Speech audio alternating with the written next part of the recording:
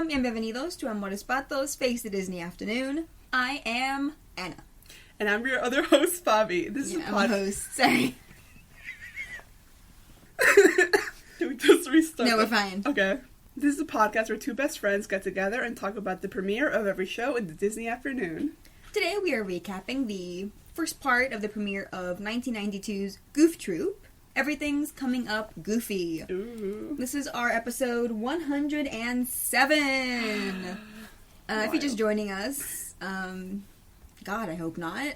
But I don't know if you're a Goofy fan. I guess if you look up Goofy on Spotify, Apple Podcasts, they'll come up with like random episodes of random podcasts. And this one will show up. So yeah. I don't know. If you're a weirdo looking up Goof Troop specifically. Yeah. Maybe super fan. Super fan, I guess. Mm-hmm. Yeah. So obviously, we were recapping the premiere of every show in the Disney afternoon, in case you're new. We're going chronologically, so we've done Gummy Bears, we have done DuckTales, and we have done Darkwing Duck. Now we're on Goof Troop. After Goof Troop, I believe, is after the Goofy saga, Goofyverse, is, I believe, Bonkers. I think that's 1993. I can actually check that. I never check it. I know. I'm lazy. I just Googled Bonkers. Like, Google was gonna know what the fuck I was talking about. They gave you the definition of the word bonkers. You didn't make up some restaurant or place. American TV series. This sounds so funny. Okay. Yes, it is 1993. I believe this is next, chronologically. What's 1994? I know Gargoyle is 95. Anyway, off topic. We'll be recapping part 1 of the Goof Troop premiere. Officially, it's a two-parter. Mm-hmm. Everything's coming up goofy, and then Goofy Neighbor, I think, is the next one. Something. I'm sure they all have Goofy in the title in some fashion, or one of the other characters' names. Mm-hmm. So we'll be recapping this part 1 and part 2 again, and then we'll be reviewing and recapping a Goofy movie, so be ready for that 4-hour-long episode. And after a Goofy movie, one of the best movies of all time, we'll be recapping an extremely Goofy movie, which is an extremely underrated Disney animated sequel. Ooh. Up there with Lilo and Stitch 2. Stitch has a glitch. Got a glitch. Has a glitch. I forget the phrasing. Something glitch. That one's really good. Mm-hmm. What's another good Disney animated sequel? There's very few. Yeah. Does it even count Lion King 1.5? Yes. Lion King 1.5, Lion King 2, yeah. Yes. Aladdin almost just for his hot dad. Yeah. But he can't, the hot dad can't make up for the rest of the movie. So. Even though as, growing up, I literally thought I dreamt up the rest of the movie. Because I just, never heard anyone talk about it. Yeah. Anyway, off topic. Mm-hmm. So, we're talking about Goof Troop, but specifically, we'll be talking about Goofy. Yes. Well, we will be getting into Goofy lore. Yes.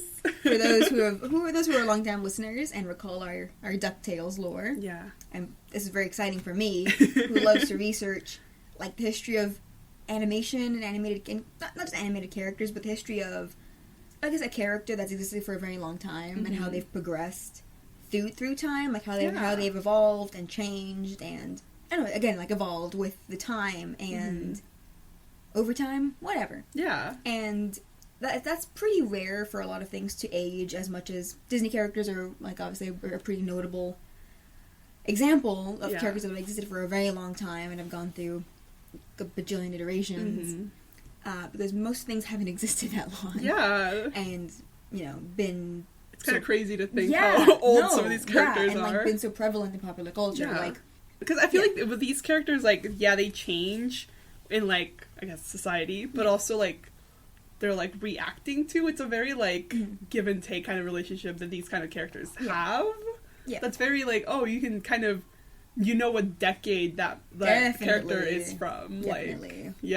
It's very interesting. Yeah. I think, again, Disney, because Disney's existed so fucking long. 100th anniversary, guys! Yeah! 100th anniversary! If you don't know, I'm a cast member at Disneyland. I'm just gonna bring it up now. I'll just bring it up intermittently. Yeah. My suffering. It's fine. I'm going to Disney World for free next month. Yes. It's fine. It's worth it. It'll all be worth it. It'll all be worth it. Boy. Anyway. Yes, Disney's a big exception because they've existed so fucking long. Yeah. And its characters are so fucking old that, like, almost nothing can compare to, like, the longevity of these characters. So, a character like Goofy now has lore, which is exciting for me. Yes. So, before we get into the actual plot of this episode, we'll be covering who Goofy is. Yes. How he came to be. What Goofy means to us. Yeah. And then the plot of the episode. There will be a quiz at the end. Yes. So be ready. Do you want to get into our, like, history with Goofy? Yeah. First? Our beef? No, I'm kidding. No, opposite of beef. Goofy. Who is Goofy to you, To Faby? me, I find it so, like, fascinating because I was actually thinking about it. Goofy, like, I love Goofy. I have all my life. He's probably, like, my favorite character, I would say. Yeah? In a way, generational. Because I remember that I, like, really liked him because my godmother, like, that's her favorite Disney character. So obviously I was like, oh, like, I like this guy. Because I specifically remember buying those, like, compilation DVDs that they had, like, early 2000s. They were, like, very, like, different colors. They have, like, the face of the character from the shorts on them. I remember, like, I have that one for Goofy, so I would watch those, like, shorts all the time. Like, the, you know, like, How to Dance, like, that was my favorite. So I've always just, like, liked Goofy. Yeah. And when I was, like, less of, like, a, you know, Disney adult, and I was just kind of a Disney fan, like, I would just kind of gravitate towards, like, getting, like, a Goofy item at the park or something like that. And then now I'm just, like, he is a perfect character. Like, he's so good. And he's so funny. Yeah. Yeah. His silliness captured you. Exactly. You're captivated. And yeah, I think he's just, like, a fun character. Especially, like, growing up, I loved Mickey, Donald, and Goofy's Three Musketeers. The official title. The official title. Bleh. Like, that was my favorite, and I just, like, Goofy was, like, peak to me. Like, he's so funny in that, but also, like... His comedic chops. Yeah, it's just so good. I love that movie. Yeah. I mean, I think similarly, growing up, my introduction to Goofy would have been through House of Mouse, which I started in, like, 2002, so primo age for us. Would have been, math. I think it started airing when we were, like, 5 or 6. Yeah. And obviously the reruns, so House of Mouse for sure. And because largely House of Mouse, because a big portion of House of Mouse was showing old and new animated shorts. So classic Goofy, Donald, Mickey shorts, and then new animated shorts they would make specifically for House of Mouse. Yeah. They were all excellent. And then again, Mickey's Three Musketeers. I'm not going to say its full name because I'll mess it up. I'll stutter all over it. And so we definitely had that on DVD or VHS. I have it on VHS. Yeah, we watched Spanish specifically. Beautiful. Watched that to death. Yeah. It was like my definitive version of like Mickey, Donald, and Goofy for the longest time. That, and I had a VHS of the Beanstalk. And it's like an educational version of it because it has like Ludwig will stop. We watch we watched. Yeah, I think it's Mickey's like something. It's not Melody Time. No. It tripped me up for a while. Anyway, whatever that one's called. Whatever. But Goofy, like, he's always, like, there, and he's so fun. Like, specifically, like, to me, I love the scene with him and Clarabelle in Three Musketeers. That was, like, peak comedy and peak romance to me. I think that's the only one where they're paired together, like, officially, because they wanted to give Goofy more of, like, the core, like, main character. Those guys, 7, 6, how many of them are... Like, giving him a girlfriend. Yeah. Like how Mickey has Minnie and Donald has Daisy. But it never stuck beyond that. I thought they were canon my whole life. Same! Like, it never stuck beyond that movie. Yeah. Because in an extremely good movie, spoilers, he gets a girlfriend. Ooh. And she's real hot. So, good for him. I lost my train of thought. The pairing of him and Clarabelle. Yes, I think more recently now they've been... If not romantically pairing, at least pairing Clarabelle and Horace Horsecollar in the park. Because you see them hanging out. But it's always fun to see Horace. Yeah. I was backstage and they were moving the costume carts and there was Horace's head on like a pile of other costume pieces and I'm just like... There he goes. Okay. Okay. Anyway. And then I watched a Goofy movie a lot growing up. I don't know if we had it on DVD. We must have rented it. And I remember not liking it very much as a kid. Oh. Because I was on Max's side. Yeah. But now watching it, I'm just like, I'm going to beat up Max. Appreciate your father. I know. I didn't watch that one as more of an adult. Yeah.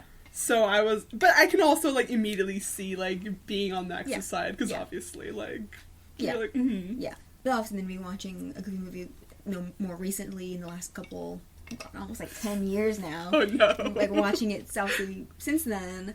It's definitely one of my favorite Disney movies. Yeah. And Goofy in it is one of the best characters Disney has ever written. Yeah. Like in that movie, incredible writing. Like Disney, I don't think has ever written like better like character dynamics, like a better father character in any of their movies. They peak. How good it is. It is insane how good it is. Like yeah. Goofy. Yeah. Anyway. It's wild. Yeah. Big Goofy fan. Obviously, Donald and Scrooge. I like them more, obviously. But obviously I like Goofy more than Mickey because Goofy's a character. Yeah, exactly. And just the idea of making Goofy a single father and like just like doing it so sincerely and so wholeheartedly, not just in Goof Troop obviously, but like in a Goofy movie and in most iterations since then, is a really interesting choice. And it's just so well done that I just adore it. I love it. And obviously Bill Farmer's performance is what makes Goofy such like a warm, kind of charismatic character. Yeah. So, love Goofy. He's great. If you want to hear us talk about more about Goofy movie before we talk about a Goofy movie in extreme depth, yes, go listen to our recap of the DuckTales episode Quack Pack. Yes. That's season 3, episode 2. I think I titled it Guest Starring Goofy. Yeah. So go check that out. We talked at length about how awesome Goofy is and how much we love him. We love him. He's, I don't know, He's a star! He's just like, to me, what like Mickey is, I guess, supposed to be, kind of like the everyman, like, yes. I'm like, Goofy, no, I love you. Mickey's a superstar. Yeah. Like, Goofy is the everyman. Yeah. So we're gonna get into some backstory, like how did Goofy come to be? Oh my god. Basically, who is this man? Yes. So, if you like lore and me going in depth into characters and their histories and backgrounds, hold on to your seats. The origins of Goofy. May 25th, 1932. Wow. It's the Great Depression. Oh my god. Mickey's Review, the animated short, comes out. In that short, a background character named Dippy Dog is shown. He's an audience member, voiced by Pinto Colvig and animated by Art Babbitt. And in the short, Dippy Dog is an old dog with a beard and a vest and a weird little hat. And he does a very familiar sounding laugh. The laugh that would become the Goofy laugh. Yes. And this character was just a background character. But, according to my research, Walt Disney really liked Pinto Colvig's impersonations of Goofy doing this voice, and he wanted to really expand his kind of cast of characters that were pretty slim at the time. Yeah. So the character of Dippy Dog was expanded into the character of Goofy. Though he wouldn't really become Goofy officially for a couple more years. The character of Dippy Dog, tentatively Goofy, would reappear in the same year, 1932, in the short The Whoopee Party. Ooh. And basically in a black and white version of the kind of classic Goofy design. And by 1934, The Orphan's Benefit, he would be officially rebranded as Goofy. Ooh. And that's when it was released in color, had Goofy in his much more familiar outfits, and the voice, and the look, and everything. Yeah. So by 1934, we had the Goofy look, basically. A star is born. Basically. And the origins of the Goofy voice themselves, I think, are interesting, and really lend to the character that Goofy is to this day. Yeah.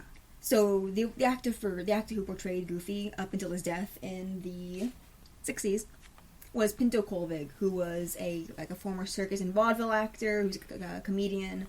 He originally was a storyman for the Disney Company in the 30s, and he basically provided this impersonation to Walt, this impression, which was of a real person that he knew growing up in Jacksonville, Oregon, of a village nitwit, basically, in quotes. Someone who actually lived where he did growing up, was a local flagman that worked at the main railroad crossing. Okay, yeah. So this is your fucking 1910s stuff that Colvig has described as, quote, a slow-minded guy who is the happiest fellow in the world. Each small town has one, and he always seems to hang around the depot.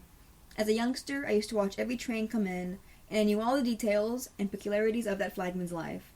I impersonated that man for Disney, not in jest, but because I admired him and his simplicity.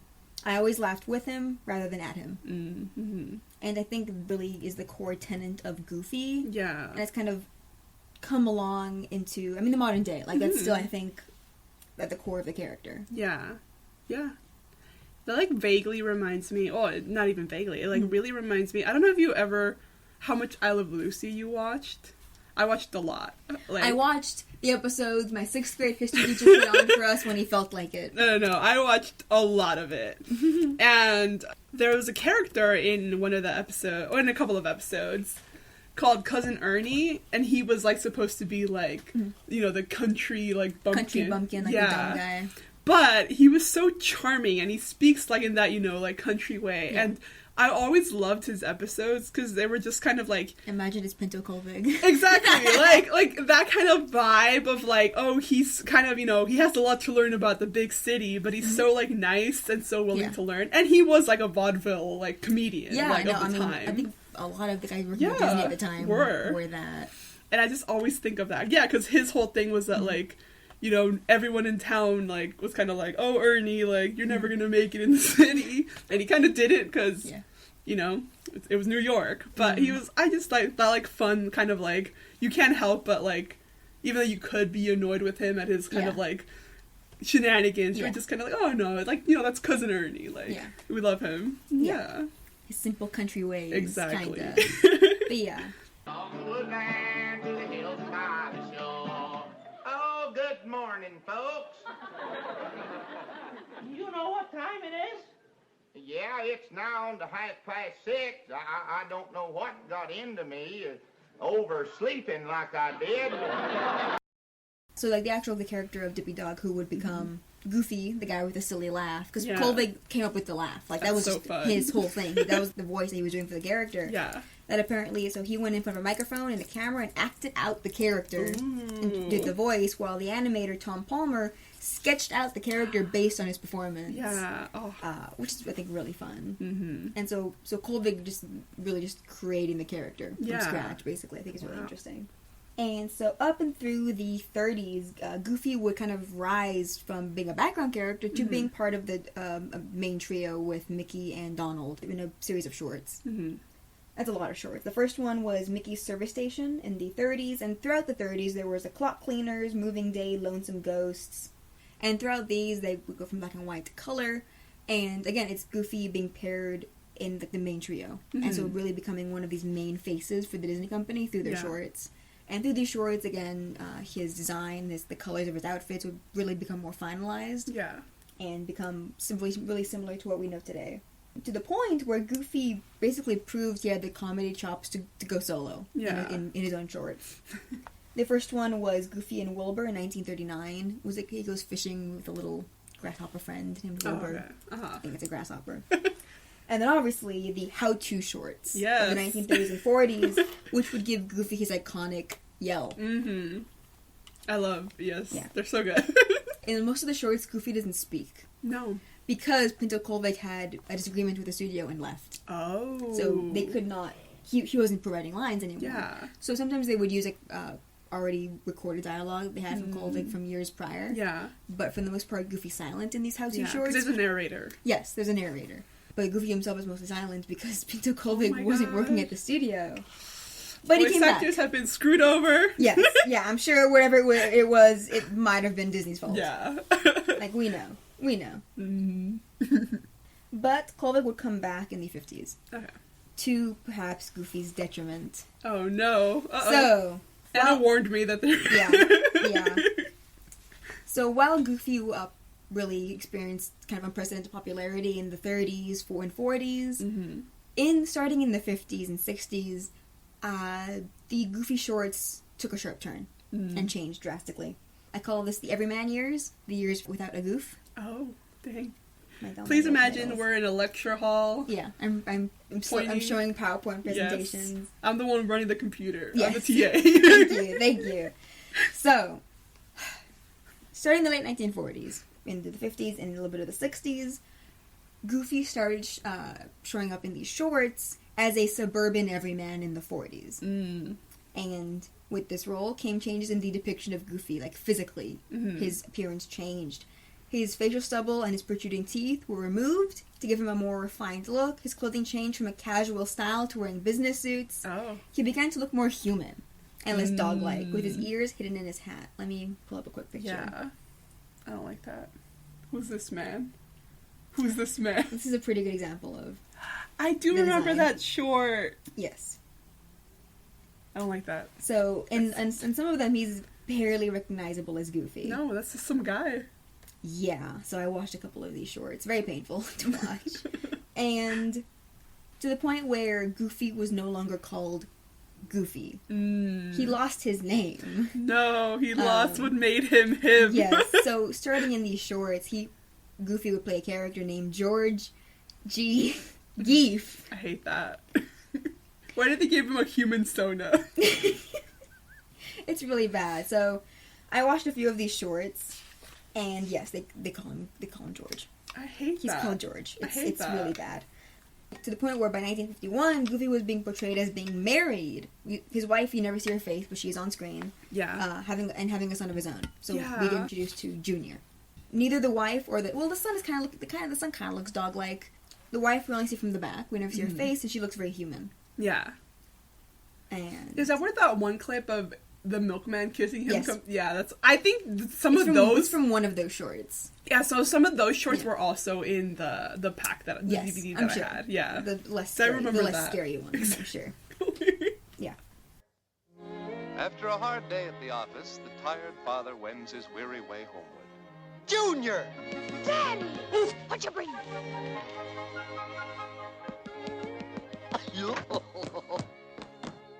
The child craves the companionship of his father. There we are.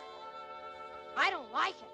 So Goofy is the everyman in the 40s and 50s. They take out all of the fun of Goofy. He loses almost forgot. He loses the voice. That's awful. He loses the name. He loses the voice. It's still Pinto Kolvig, but there is Oh. no twang, no voice, no nothing. Yeah. Like every so often you hear like a gorsh or a bit of A the reminder laugh, of like a what it ghost, used to be. like a ghost, and there is just no charm. These shorts Yeah. are painfully dry. They are like painful to watch. They are just so bland and milquetoast and depressing. So in 1951, the short Fathers Are People is the first appearance of Junior, Goofy's son, and as Goofy as a father. And in the short, Goofy drinks alcohol, he smokes. Oh no. And Not my Goofy. the son is a little shit, and Goofy himself is kind of an asshole. Oh no. Sorry, not Goofy. George! George. George.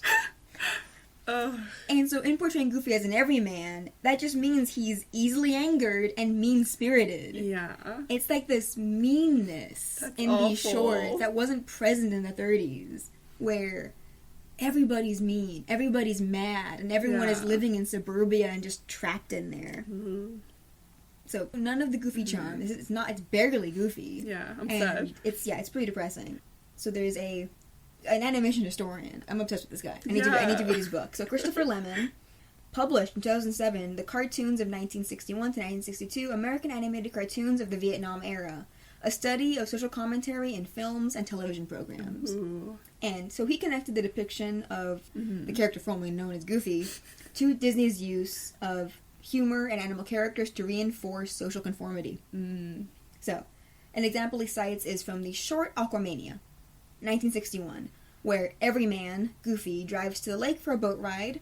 During a scene depicting a pile-up accident, every car involved has a boat hitched to its rear bumper. Oh. Goofy is portrayed as one of these numerous people who had the same idea as how to spend their day, going on a boat on the lake. Every contestant in the boat race also looks like Goofy, which originally in the how-to shorts is used to kind of to comedic effect. Yeah. In this, it just shows how everybody is the same, and they're supposed to be the same. Lemon does not think that Goofy used this aspect of the film to poke fun at conformity. Instead, the studio apparently accepted conformity as a fundamental aspect of society in the United States. Oh, yeah. So even though Aquamania was released in the 1960s, it maintained and prolonged the status quo of the 50s. This, again, the white, suburbia, the picture-perfect home. Yeah. And just this, like, hidden anger underneath it all. That like, kind of is at the core of, like, having to uphold all of these. Yeah, uphold, like, the nuclear family structure with the man being the one to provide everything. Mm-hmm. And, like, almost feeling, not bitter, like towards... like resenting. Yeah, and then feeling resentful towards his family. Yeah. Like, for that reason. And what feels like the normalization of, like, that kind of, like, angry father figure. Yes. It's literally all it is. Yeah. Because it's all depicted as normal. Again, like, it's as almost like a speaker, like a way to just basically display that social conformity in animation. It's not played for jokes. No. It's just, it's meant to be like, oh, like, you know this. This is what you see in your everyday. So, Disney received social approval for these kind of depictions, to the point where Aquamania, the short I just described, received a nomination for the Academy Award for Best Animated Short Film that year. Oh my god. And it's crazy, like, I mean, I'm sure you look at Disney shorts from this weird time period, too, where everything everywhere was weird. Yeah. But just looking at these shorts specifically, because it's such a drastic change from how the character of Goofy used to be, to, like, twist it into, like, this, again, bland, everyday, depressing, mean-spirited, like, box that was just a representation of the real world. People were miserable. Yeah. And so the characters feel miserable. And so watching these shorts, which is so weird. Yeah. It was awful to watch them. Like, And I know there's other, like, I know there's really problematic Donald Duck shorts from the same time period, like ones that are racist and have, like, blatant child abuse and all kinds of fun stuff, but Donald's an angry character, so, like, seeing it veer into that direction in that time period isn't surprising. With Goofy, it is. Yeah. Yeah, so that was the scary 1950s. Oh, God. Funny enough, at the same time, Goofy's popularity did tank entering the 1960s. I mean, he wasn't funny anymore. Yeah. So he didn't have the comedic staying power that he used to have. Plus, in the 1960s, Kolvig did pass away. Oh. And up until 1983, with Mickey's Christmas Carol, Goofy was only seen in TV and Disney comics. Oh, wow. So for about 30 years. Dang. Goofy basically disappeared. Yeah.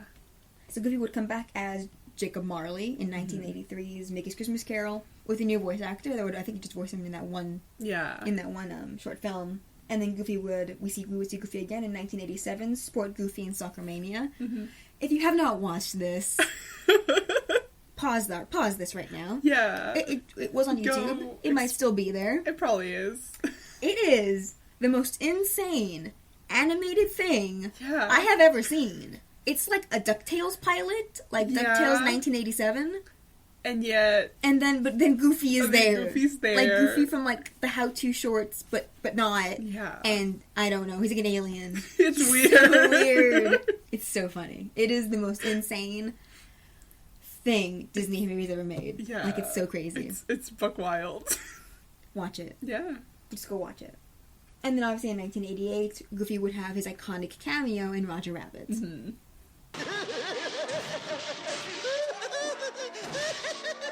Boy, did you see that? Nobody takes a wallop like Goofy. What timing? What finesse? What a genius! Ouch! And at the same time, like, this basically coincided with Goofy's re-emergence in the popular culture. Because, in 1992, Goof Troop would premiere. Hey. This animated series, which obviously would be syndicated through the Disney Afternoon, would introduce Goofy to a new generation. Yeah. Thank God. And not only introducing Goofy to a new generation, introducing a completely new version of Goofy. Something that had never been done, never been seen before. Yeah. Goofy as a single dad. Yeah. And this would be Bill Farmer's first big foray into voicing the character. He would start voicing him in 1987 in various... I'm not sure if he voiced him in Sport Goofy. Starting in 1987, he would be the voice. Yeah. And then obviously Goof Troop was the big ticket. Yeah. Basically. So this show ran for 78 episodes from 1992 to 1993 and would obviously enter syndication. And it would successfully spin off, as we know, into 2 movies. Yeah. So, real good job. Huh. But the main thing the show accomplished was, like, cementing Goofy's character as a father. Yeah. Which is now basically integral to the character and what most people know him for, I think, at this point. Most people know a Goofy movie because it's re-emergence in the last couple of years, and people know Max. People want Max. Yes. I want Max. Where is he? Where is he at? Last time I saw him in Disneyland was peeking through the bushes at Plaza Inn. I was like, that's Max. Where is he? Let me in. Yeah. So I'll get into more about Max and everything a bit later. We're continuing along the history of Goofy. So in 2002, House of Mouse would premiere. And obviously Goofy would be one of the main characters, and it would balance Goofy being a waiter, just like a character in the show. Actually, fun fact. Yes. I still, to this day, have either one or two of the little McDonald's Goofy as a waiter toys. That's cute. They're so funny. I love them. My aunt gave them It's to like me. a hard plastic head. Yeah, and, like, hard soft plastic body, head. right? Yeah. Yeah. For a while, he was being used as a doorstop. Sorry, Goofy. So But he'd be fine with it. Yeah, that's the thing. Now he's a Beanie Baby. Yeah. But yeah, I'm like, that's so fun that I just, because people knew that I liked Goofy, Yeah. so they would just give me little Goofy items. I was That's like, I love fun. that. I wish we had more of them, but I think we only ever had multiples of Goofy, because one of my they had cousins, all of them. Like Mickey, Yeah. Minnie, Donald, Daisy, Yeah. maybe Pluto. I think, but I only ever had Yeah. Goofies, because, I know you can find the rest on eBay. Like if you want them. dude, actually, Are you let's- searching? yeah. Quick eBay search break. Let's see what the price is. $1 billion. Oh, I might have actually had a Mickey. Oh I my don't have him God. anymore. He looks really good. Yeah. Yeah, because they're all Yeah. like plastic heads. For like $7. I might buy some. Damn. Yeah, Donald looks so angry. Well, of course he does. Anyway. Yeah. Yeah, so House of Mouse balanced Goofy being a waiter while also being Max's dad. Max is present in House of Mouse. He's Ooh. also a waiter. No, sorry. Yeah. He is a guy who parks cars. Valet. Valet, thank you. And it's a teenage Max. He's like extremely Goofy movie age. Oh. And Roxanne is present too. They go on this episode. They go on a date, and Goofy tries to like make it perfect for them. Aww. Very cute. Sorry, I'm realizing that I long lost Goofy's apron. Tragic. You have to buy a new one now. This is so fun. I need to watch House of Mouse. I think Same. it's all on YouTube. Oh. It's not on Disney Plus. No, because it's not. Why the fuck would it be? It's just every Disney character ever. You know. People have literally been saying, like, why isn't it on? What the fuck's wrong with you, Disney? Cry. I'll just pirate it. It's fine. I mean, yeah.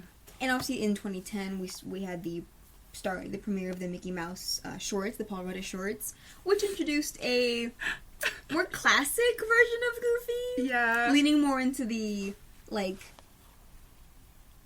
lovable hick Yeah. version of Goofy. This man is not a father. No, we always say He does not have custody. no. He is feral and he is pantsless. Yeah. He's Sometimes very yes. He's really a dog sometimes. Yeah. He's very funny. so- Still Bill Farmer being hilarious. But that's just, I mean, that's separate. That's Yeah. just silliness. No, yeah. Like, those shorts are so good, and if you haven't seen them, They're so please good. do. They're so good. But Potato Land? Potato Land, it's such a good episode. The episode where Goofy falls into shapes, he falls apart into Yes! individual pieces, is hilarious. They're all so funny, They're but also yes. good. If you haven't watched them, they're on Disney Plus or on various online Yeah. pirating places. You do what you have to do. Yes, just watch them. They're great. Welcome to Idaho.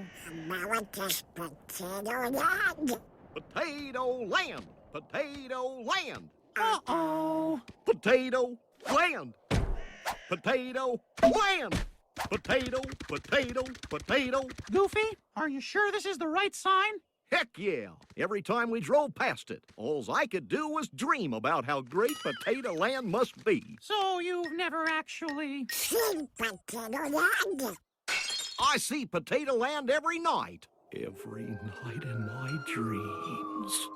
Potato Land!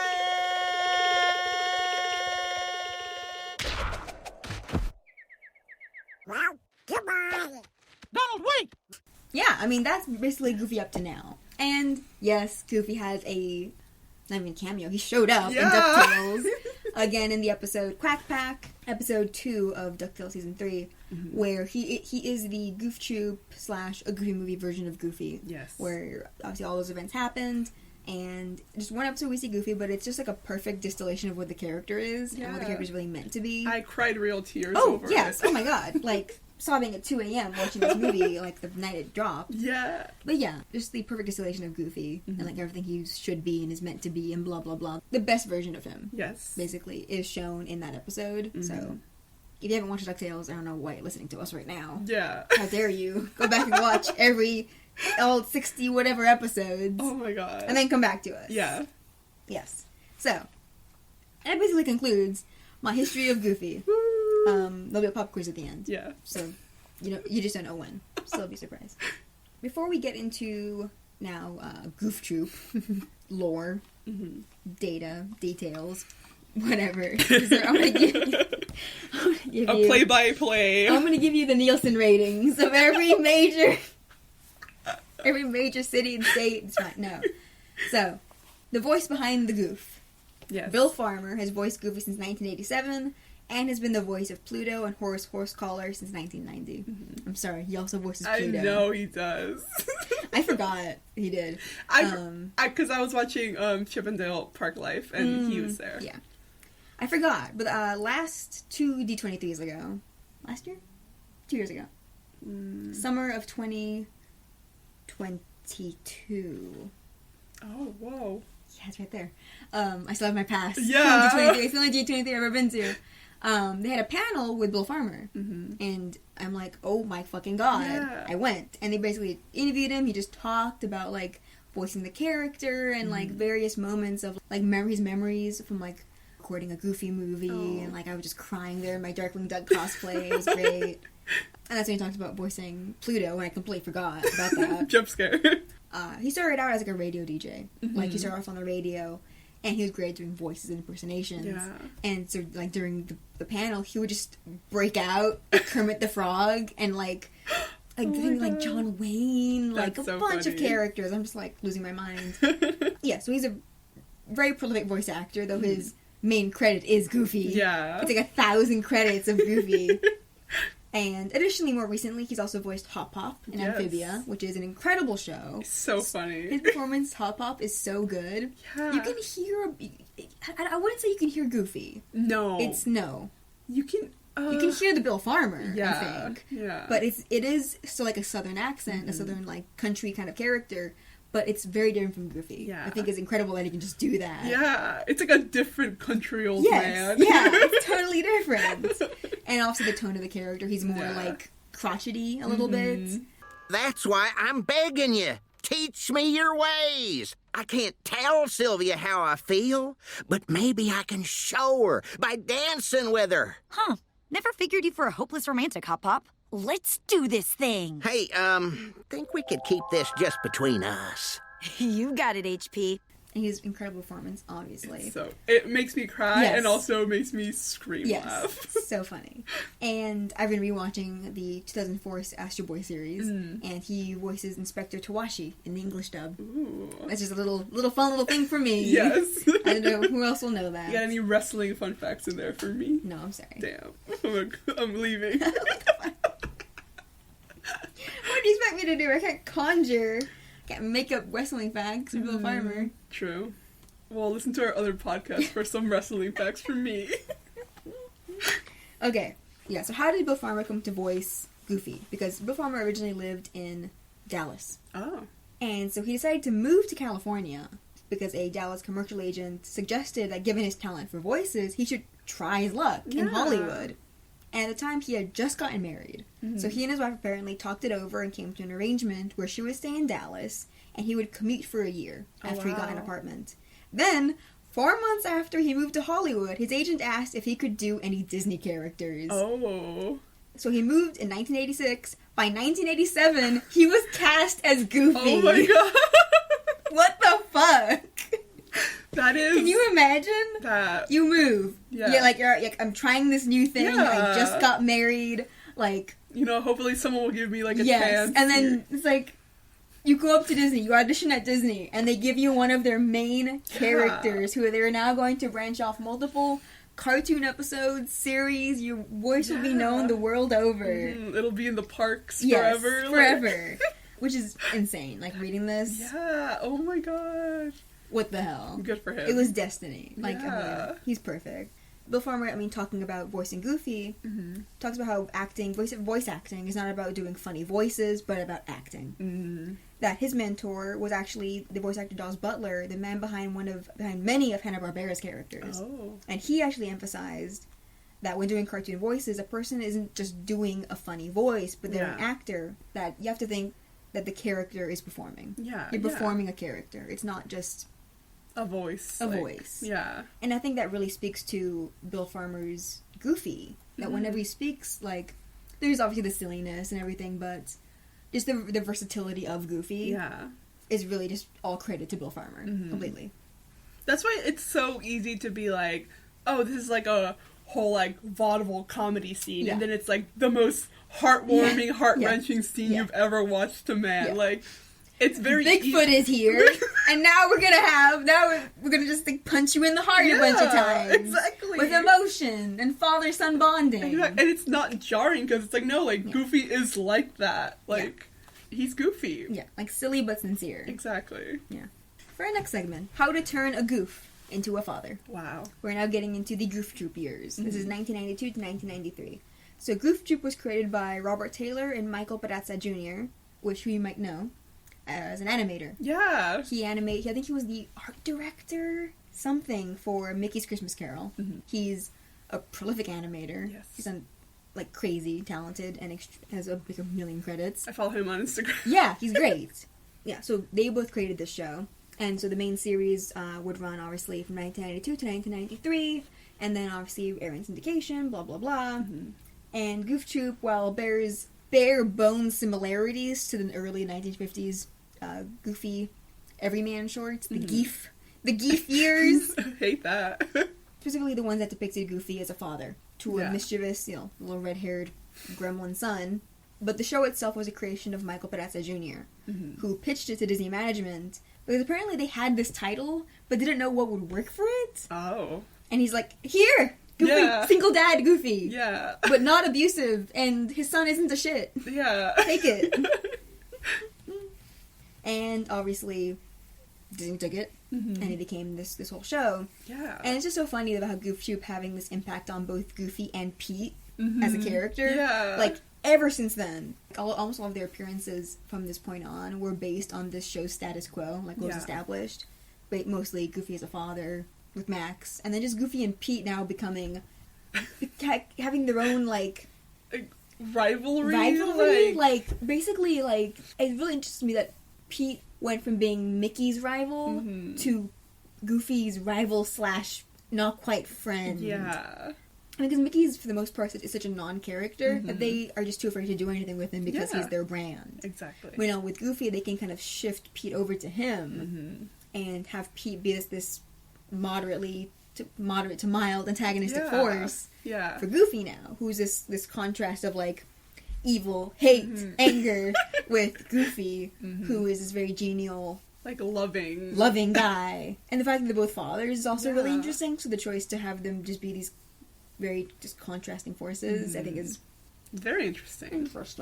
And obviously in Disneyland now, they just remodeled Toontown. Yeah. And Goofy's house now features a lot of photos and a lot of little mementos featuring Max. I think PJ and Pistol too. Which is really interesting. I also cried in there. Yes, like I adore it. And also connecting it with DuckTales 2017. Yes. I also cried in front of that. Yeah, makes me lose my mind. And so really connecting, also Mickey and Minnie are also there too. They're there. So they're all there too. Which I just love that the impact from this show, like, finally bringing that into the parks. I mean, I hope to see Max more, bring him to Toontown. Where is he? And, like, connecting all the children. Yeah, which is fun. And just, good. I mean, all that is just based from Goof Troop, which is really interesting. Thank you, Michael Perazza Jr. We salute you. Continuing from that segment. Yeah. Son of Goof. Okay. Son of the Mask. I was inspired by that, yes. In a brief little diversion, in the Italian comics, Goofy is still single, and he's childless. Max does not exist in those comics. He has several cousins and a nephew named Gilbert, who's, like, real smart and stuff. And Goofy's named... Oh my god. in Italian. I can't read it. Pippo. Short for Filippo. Damn. Wait, it's Spanish. I couldn't read it. It made me laugh too much. Thank you. Oh god, what's his name in Spanish? I need to know if this is what he's actually called or this is like a lifelong prank my parents have played on me. I was doing so good. No, Pipo broke me. Okay, yeah, okay, it is. His name, at least in like Latin American Spanish, is Tribilin. And I've always had, that's also why. I've always had big feet my whole life, and my parents would call me Tribilin because of Goofy. Is that what that means? Well, no, like, because Goofy has big feet. Yeah, what does Tribilin mean? I don't know. Let me see. What the fuck does that mean? Tribilin. That kind of sounds like a terrible name. That's Tribilin, there he is. Pateta in Brazil. Damn. So mean, these names. I mean, I guess his name is Goofy. Yeah. In English. They were gonna call him, like, what? Tonto? That was my thought. I'm like, pateta. They're just like, yeah, you got big feet. Stupid ass. I was being so professional until Pipo. Pipo. I have a side cramp. Oh Pipo, god. Tribilin. Isn't Pipo the name of that? The penguin. Which one? No, it's Pengu. Pipo. I'm crying. Oh god. No one's explaining why. What does Tribilin mean? But it might also, apparently it might be like an older thing. That's so like what in the I'm- 90s they changed it back to Goofy. Right, because they say Goofy. Goofy, now, yeah. In Spanish, you don't say Tribilin. Yeah. You say Goofy. Yeah. We'll never know. It's lost to time, I guess. Oh my god, this comic book from Mexico is, we did. He's Goofy now. In the beginning of the 2000s, they changed it back to Goofy. Yeah. Wow. So funny. Yeah. It's so intense. That's so funny. Yeah, Tribilin. My goodness. Okay, I lost all my credibility there with that breakdown. Sorry about that, folks. So back to, Pipo. Pipo. I just got control of myself. Damn it. Ugh. Sorry, this segment is called Ciao Goofy. I don't know how popular Goofy is in Italy. Because obviously the Italian comics love Donald, they love Scrooge. They've created so many fucking characters for those comics that have eventually bled into the American ones. Yeah. Or they originated the American ones in one comic, and then the Italians just fucking ran with them and gave them their own comic book series, basically. Anyway, I don't think Goofy's that popular. Just from my understanding of... Yeah, I never hear of like, readings. Oh, yeah. There's some Goofy lore, like, they gave him, like, extended family and cousins, but I don't think they like him as much as Donald and Scrooge, which, fair. Yeah. Goofy doesn't really lend to, like, the, like, intense dramas and, like, long, like, clan histories and blah, blah, blah of Scrooge and stuff. Yeah. So I don't think he's very popular there. That's the one thing the Americans did better. Goofy. We love goofy antics. Yes. So, with that, we move on to the segment Son of Goof, once more. So, Goofy having a son, I think, is an interesting choice. Obviously, the first appearance of Goofy's son was in the 1951 theatrical short, Fathers Are People. He's referred to as Junior, the short. And again, in these earlier films, Goofy was also shown to have a wife, though she was nameless and her face was always hidden from view. Obviously, though, with Goof Troop, Goofy Jr., or whatever his name is, George Jr., sorry, George. He would evolve into Max. And I could not find any information as to who created Max, why he exists, why he's a tubular teen. Sorry, he's 11 in Goof Troop. I could not... I assume it's Michael Perazza Jr. Yeah, I'm assuming. But I have no idea who created Max. And if you can't find the lore, then it's not out there, I guess. I don't know who created him. Who holds this knowledge? Michael Perazza Jr. So Goofy Jr., who is like this, he's just kind of like a little shitty kid, it would evolve into Max, who's, very tubular, very 90s, but also not the worst. He's just like a nice kid, who's a little mischievous. Yeah. And Goofy's wife just ceased to exist. According to Disney Guest Services, FAQ, they later stated that there is no definitive answer regarding details of Max's mother, of Mrs. Goof, until they explicitly tell us. Yeah, he died. Nothing. Nothing. There's nothing There's there. just nothing. Yeah. Like, she only exists in technicality because someone gave birth to Max. Yeah. We're never gonna know Uh-huh. until they tell us explicitly, and I don't know if they ever will. Yeah. Because, like, I've thought about it. What's sadder, that she died or that she left? They're both sad They're both in different sad. ways. Because That she left lends to more drama. it does.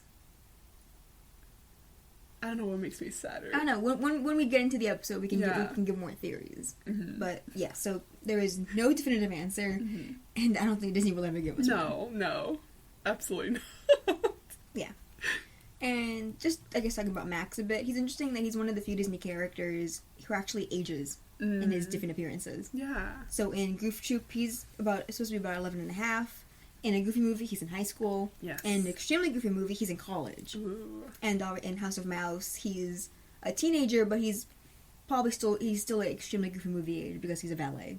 Just that's interesting compared to a character like, I mean, you look at Huey, Dewey, and Louie, who don't really age, but also excluding DuckTales because they're actual characters in that. Yeah. They haven't been allowed the opportunity to be actual characters until now.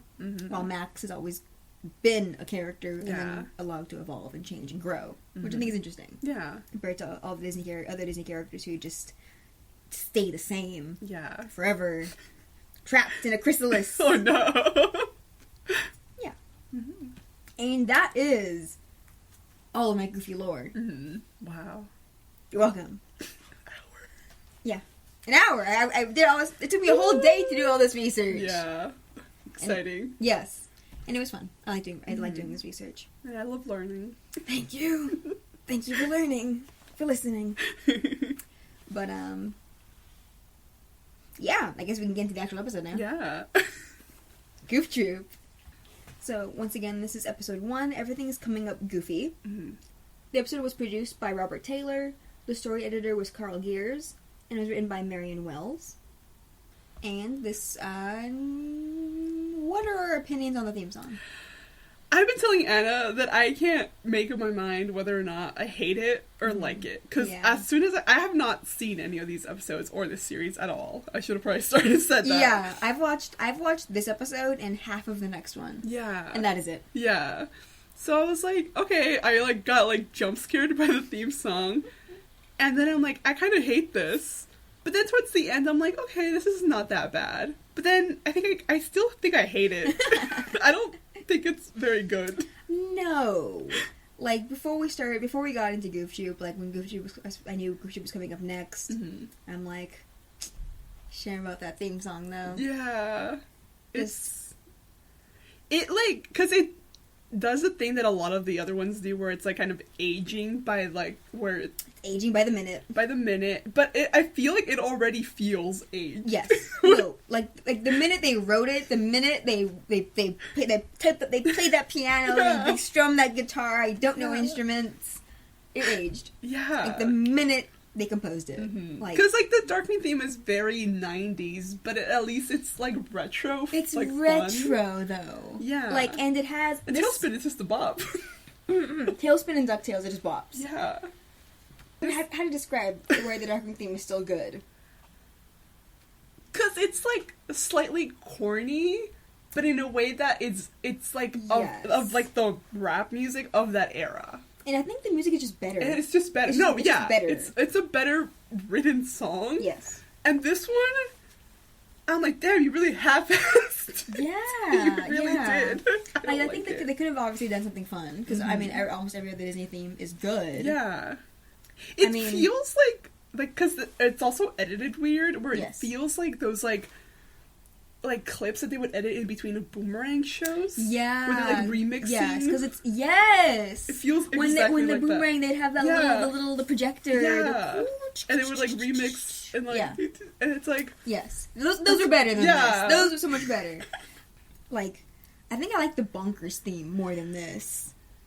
Mostly because it's just funny to me, the Bonkers theme. Right? I like reciting it verbatim without singing it, just to bother you. See how far I can get before you notice. That and the Gummy Bears theme, which I refuse to remember. You used to sing it to me too. I don't remember. No! I refuse to, like... I was getting ready to sing it and she stopped me! Because even, like, the Rescue Rangers theme is so good. I'm gonna start screaming about Rescue Rangers. High adventure that's beyond compare. Terrible. We are the gummy bears. I don't... Awful. Terrible. Better than this. Yeah. Sorry, and I don't even remember. I sang it just now! I tried. Yeah, sorry, Goof Troop. I'm sorry, Goof Troop. This is ass. Yeah, you're at the bottom of the pile. We've decided we hate it. We hate this song.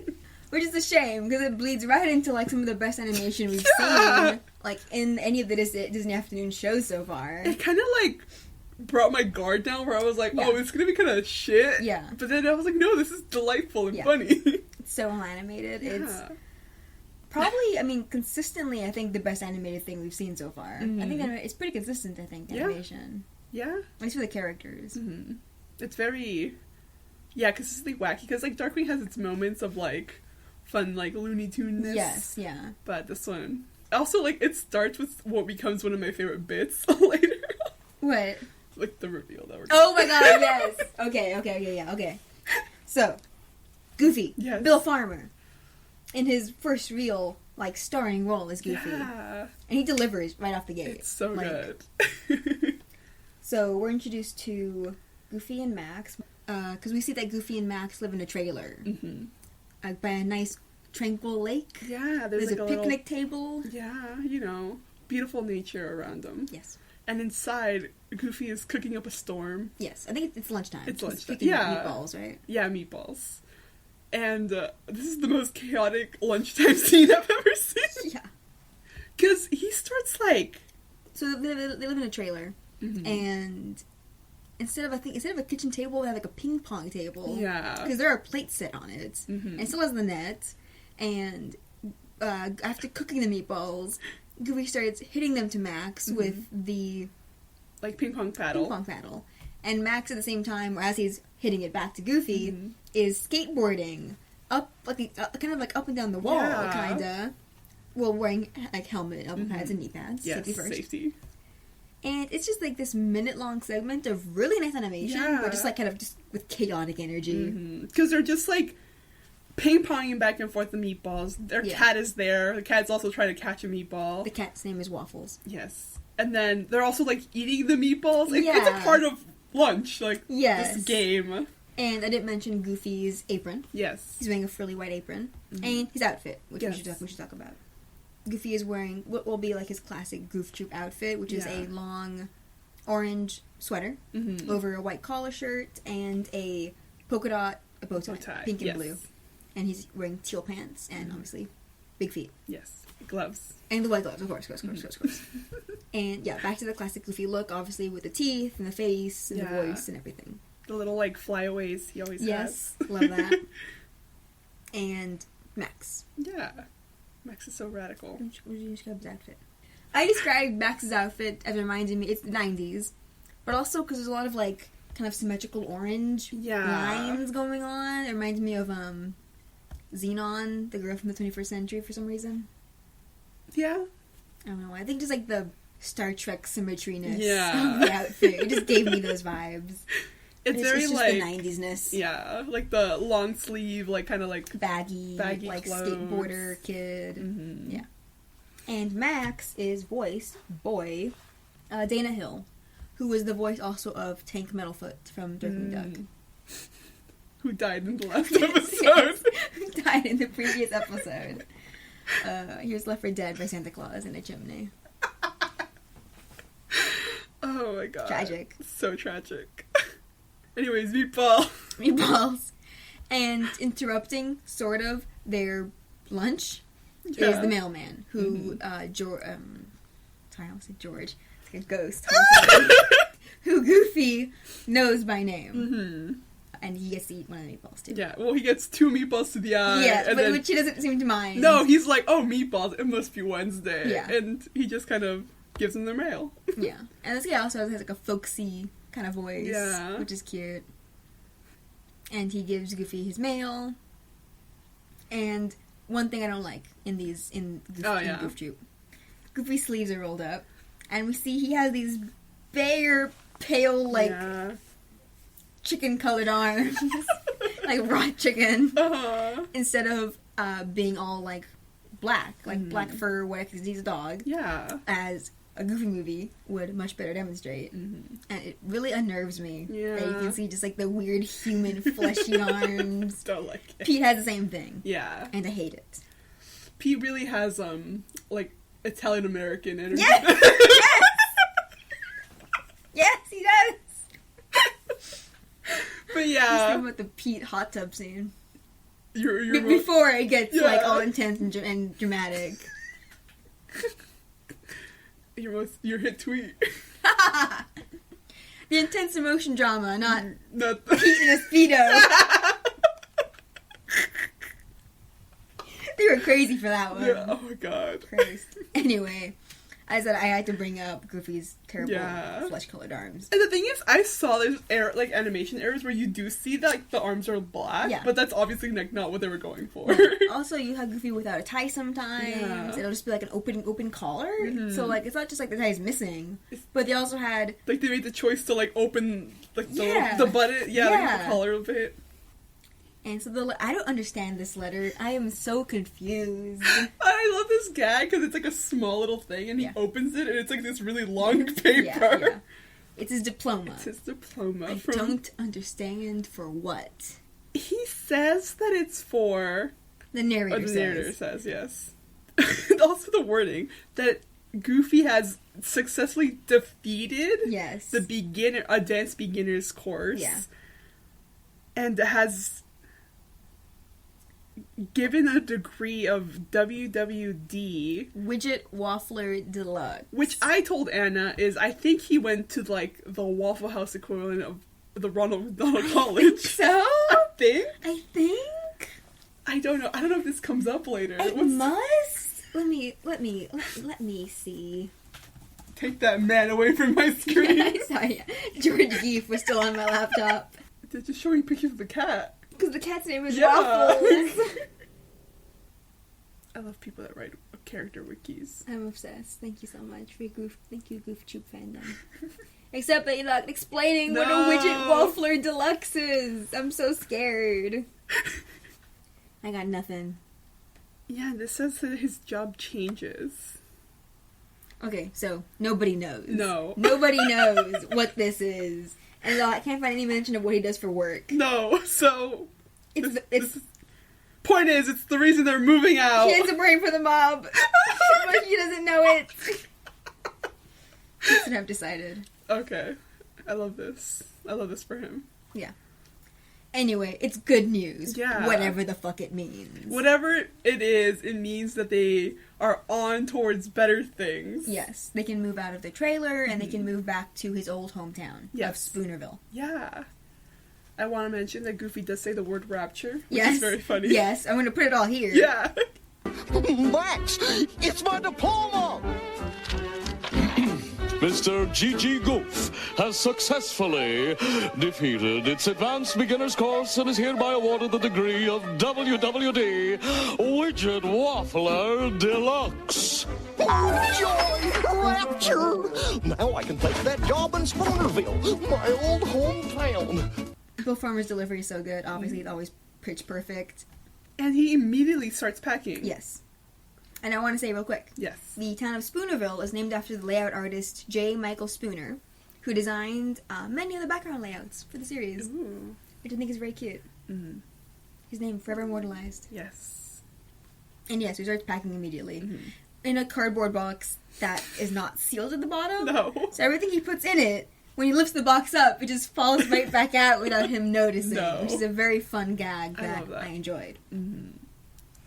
And so he's very happy about leaving, but immediately, obviously, Max is like, wait a minute, like, what do you mean we're moving? What about my friends? Yeah. And Max, he doesn't put up too much of a protest, to be honest. Because he's kind of excited, because as we see, Goofy starts mentioning that there's trees in Spoonerville, and there's also a lake. I'm assuming he just didn't hear Max. Yeah. Because he's very excited, yeah. He's very excited, he keeps talking about how great Spoonerville is. Because we've mentioned, I think maybe it's relevant because of the lake outside the trailer. Yeah, because he mentions that Max will no longer have to fish in the sink. Yes. So. And that, yeah. Remember that. And he mentioned that his old school friend Pete still lives there. Yeah. And so they'll be able to reconnect. Mm-hmm. Yeah, Widget Waffler Deluxe. Is that a title? Is it a job? I think... Has he been guaranteed a job? Who knows? Who knows? I don't know. Maybe he works at the Waffle House. But how why does that mean he can afford a house? What year is this? Right. 1992 money. Yeah, you know. Before we were born. I'll never afford a house. It's funny because it's true. It's funny because you're more successful because you have your own apartment. Congrats for moving out. Everyone.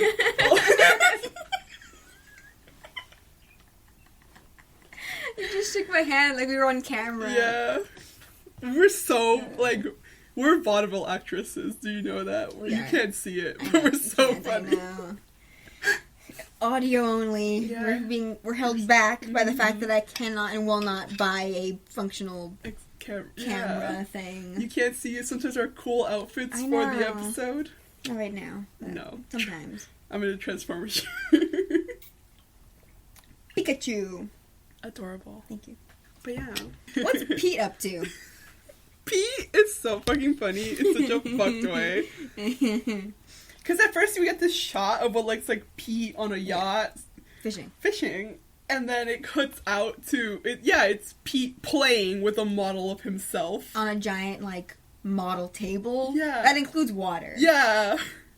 So he's just messing around. So it's the model is of his own personal, like, cove. Yeah. Which he plans to build, which I don't think is legal. No. Like that lady, like the lady like the lady that's digging a tunnel. Yes. Was just digging tunnels illegally under her house. For, I don't even know why. Fun. Just because she could? Yeah.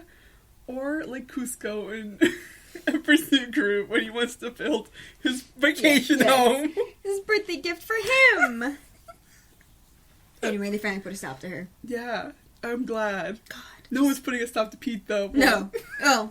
Not yet. But yeah, so, Pete's planning on building this cove. Yeah. And again, it's Jim Cummings again as Pete. So is this the first time he voiced Pete? Oh. Yeah, since 1992. Wow. So if not this, it would have been like right before this in some small thing. Because I know, again, like 1990, he did not voice Pete in the Mickey's Prince and the Pauper. Yeah. I'm an expert. I know these things. That's why you're the one in charge of the lore. Yes. I have all this knowledge that is useless. Useless animation knowledge. I actually have won trivia games at Disneyland. Yeah! Because he was like, give me a question that can stump me. And I was like, it was related to like, the Darkwing Duck, like, pilot. Yeah. Smart. What was the question you gave? I basically asked, I think it was, 2 episodes led up to, like, Darkwing Duck becoming a show? And he knew one, but he didn't know the other one. Ooh. Yeah. Flex. So I have a button that's like something honorary citizen of Disneyland. Yeah, that's fun. Yeah. All that. All to get into the fucking pizza restaurant at Tomorrowland. Oh god! Yeah, it was not Pizza very Planet? Yeah, I was with other friends. It's cardboard! Yeah, it was not very good. I'll hear guests be like, oh, Pizza Planet! And I can't say anything. I can't be like, don't go there. Leave Tomorrowland if you want to eat real food. Yeah. Get out of here. Our food sucks. It's not very good. I had like a pasta thing and I was like, it all sucks. Go anywhere else. Go eat a run to a wrap. Yeah! Get out of here. Good. Those are good. Yeah. It's like real food. Ugh. Anyway. Oh my god, I can't believe this is Jim Cummings. I need to take a walk.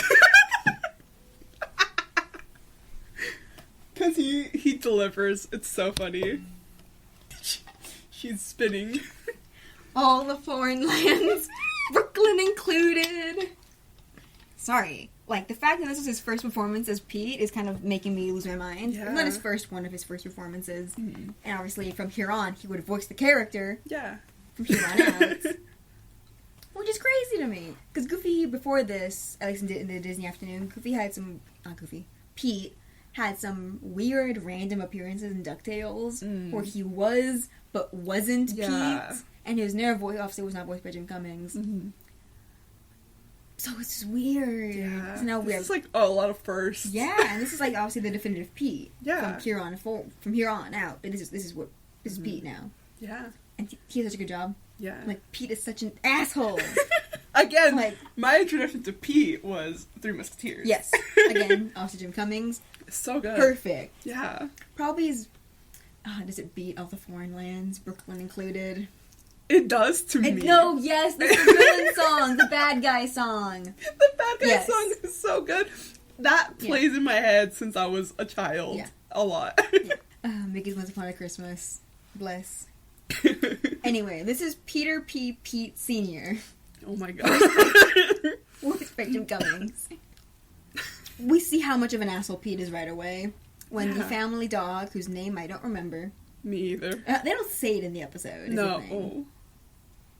He, like, the dog is, I don't know, also kind of fucking around with his diarrhea. The dog wants to eat, like, the possibly real, like, little meat on, like, there's a little picnic table on the model. And there's a little picnic basket, which might have real meat, considering there's real water. So, who knows? The dog wants to eat it. Yeah. And Pete grabs, like, a little axe that he has. It's like a toy axe. Yeah. But it's, like, I guess, sharpened enough, because he uses it to cut a palm tree. Not a cut, he, like, taps it. Like you were to chop down a real tree. He, like, tap, tap, tap. And then... and timber! And this little fake tree falls with enough force to, like, conk out the dog. Yeah. Like, animal abuse. Crimes. Animal abuse. Yes. Already, number one. We know, And we're just gonna keep adding to it. He's a piece of shit. Yeah. Yeah, and we see that he's, like, outside. It's his backyard. He's, like, torn up his backyard. Yeah, because he's started building his fucking... Cove. His cove. fishing cove. Yeah. So he's just, like, walking around, like, inspecting where everything is gonna go. Yes, and he has his boat. We see it, like, docked. It's not docked, sorry, just parked in his yard. On his... Driveway. Thank you. And we see he kicks down one of the boards of the fence between his property and the neighboring property. He plans to just take all of it. Yeah. For his cove. Just tear every tree, tear up the house. Yes. I do love the way he acknowledges the house. He's like, oh, like, can't have that. It's in the middle of my cabana. And he, like, looks to camera as he's saying it, like, it's gotta go. I don't think you said the Looney Tunes. Oh yeah. Nature of this episode. Looney Tunes in that it's insane. Yeah. It's insane. It's not I don't mean the refined comedy. Refined comedy. Yes, of Looney Tunes. Just the insanity. Yeah. Just like the screaming parts. That is what this episode is. And it's like very expressive. Yes. Everything is very like exaggerated to work for like how dramatic and funny things are. Yeah. The animation matches the voice acting. Yeah. Which for Pete, Goofy is just like they're at 100. Yeah. The whole episode. Especially Pete. Yes. Oh my god. And we meet Peg Pete. Yes. Because Pete's name is so funny. I forgot to mention that Goofy in the letters is named, his full name is G.G. Goof, in reference to the horror of the shorts. Yes. But beyond that, I'm assuming they're not going to acknowledge it. His nickname is Goofy. Yeah. Or they'll call him, like, Mr. Goof. Yeah. We're not going to get his Christian name. Oh, thank God. And right now, we meet Peg Pete again. Yeah. This is Pete's wife, who has never existed before now. No. She's voiced by April Winchell. Yes. Who we know more recently as Black Heron from DuckTales, Sylvia in Wander Over Yonder, and Clarabelle Cow since 1996. Yeah. And her name is a play on Peg Leg Pete, one of Goofy's names in the original Disney shorts. Yeah. Which is fun. And she cracks me up. Yeah. And she's kind of also unhinged, as we're gonna learn, in a different way. Yeah. So, how physically, what'd she look like? How do you describe her? Let's see. Get a closer look of her. She has this crazy hair that I don't know how to... She looks like has like a boomerang on her head. Yeah, that's a good way to describe it. Yeah, she has these, like, big, like, hoop earrings. And... big old pink blouse, and she's curvy as hell. Yes, and he's wearing those like I think it's like a sweater, but those like baggy '90s sweaters with like the long like fat neckline, you know, and then like the bottom hem is like a lot of material. I don't even know how to describe it. And then it's a very '90s, I think, suburban mom. Yeah, it is like working mom, but still like very still suburban. Yeah, and I assume she's also a cat. I think so. Pete is a cat. I think so. Yeah, like originally, because Mickey's a mouse. Yeah, Pete is a cat. What the fuck is this face? And she and Pete like have these like what could be affectionate nicknames for each other, but it feels like they can't stand each other. Yeah, it's like slightly like mean. Like if you pay attention to what they're actually calling each other, you're like, oh, that's kind of mean. Yeah, like she calls him Dimple Buns, which feels a little adult. Sounds a little adult. Yeah. And he calls her Peach Pit. Yeah. Dimple Buns! Are you still having delusions of trout ponds in the middle of my real estate listing? Oh, but Peach Pits, I need my own fishing resort to relax in. Meg, here it comes again. It's my stress level. Oh, I'm doing them facial aerobics. Oh, no. Pete especially talks very, like, cutesy to her. Yeah. Even as he's trying to, like, do his, like, evil shit. Because she comes out of the house being like, okay, you're over here in this other yard. Yeah, like what are you doing here? What are you doing? Because she's a real estate agent. Yeah. And she's kind of, like, making fun of his, she calls him delusions of having a big old, like, resort. Yes, yeah. Which she doesn't, I think she realizes he fully plans on, I mean, girl, he's already dug up your backyard. Like, the delusions are real. Exactly. They are taking hold. Like, have you not seen the diorama? Yes! Oh my god! Those exposed pipes! Yeah. In your backyard. But yeah, but that he insists he needs his own fishing resort to relax in. Yeah. And I don't know if he's putting this on, but like his like anxiety, stress attack. I feel like it's a thing because we do see it happen, but he probably also plays it like... Yeah, because right now, because Peg like looks to camera like not believing him or like being like, oh my god, this again. Yeah. And she hands him a paper bag to breathe into because he's hyperventilating. Yeah, and then she just kind of walks to... As he collapses on the grass, she just walks away and wonders aloud to herself why she can't sell this property. That she just hasn't been able to do it. It's been like months. Yeah, months. Pete just collapsed on we the get grass. this like long shot aerial shot of him collapsed on the floor. Yeah.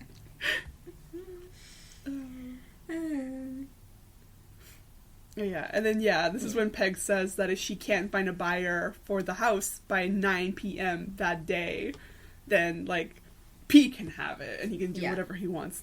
And I'm like, legally, I don't think you can do that. No. I'm not a real estate agent. My dad is. And I don't think you can just... We should call your dad and real quick. Hey, Pa. You're in a meeting? I don't care. This is important. Cartoon world, but this work. I don't think a real estate agent can just keep the property they're selling. No. Because real estate agents work, typically, they have to work with a larger real estate firm.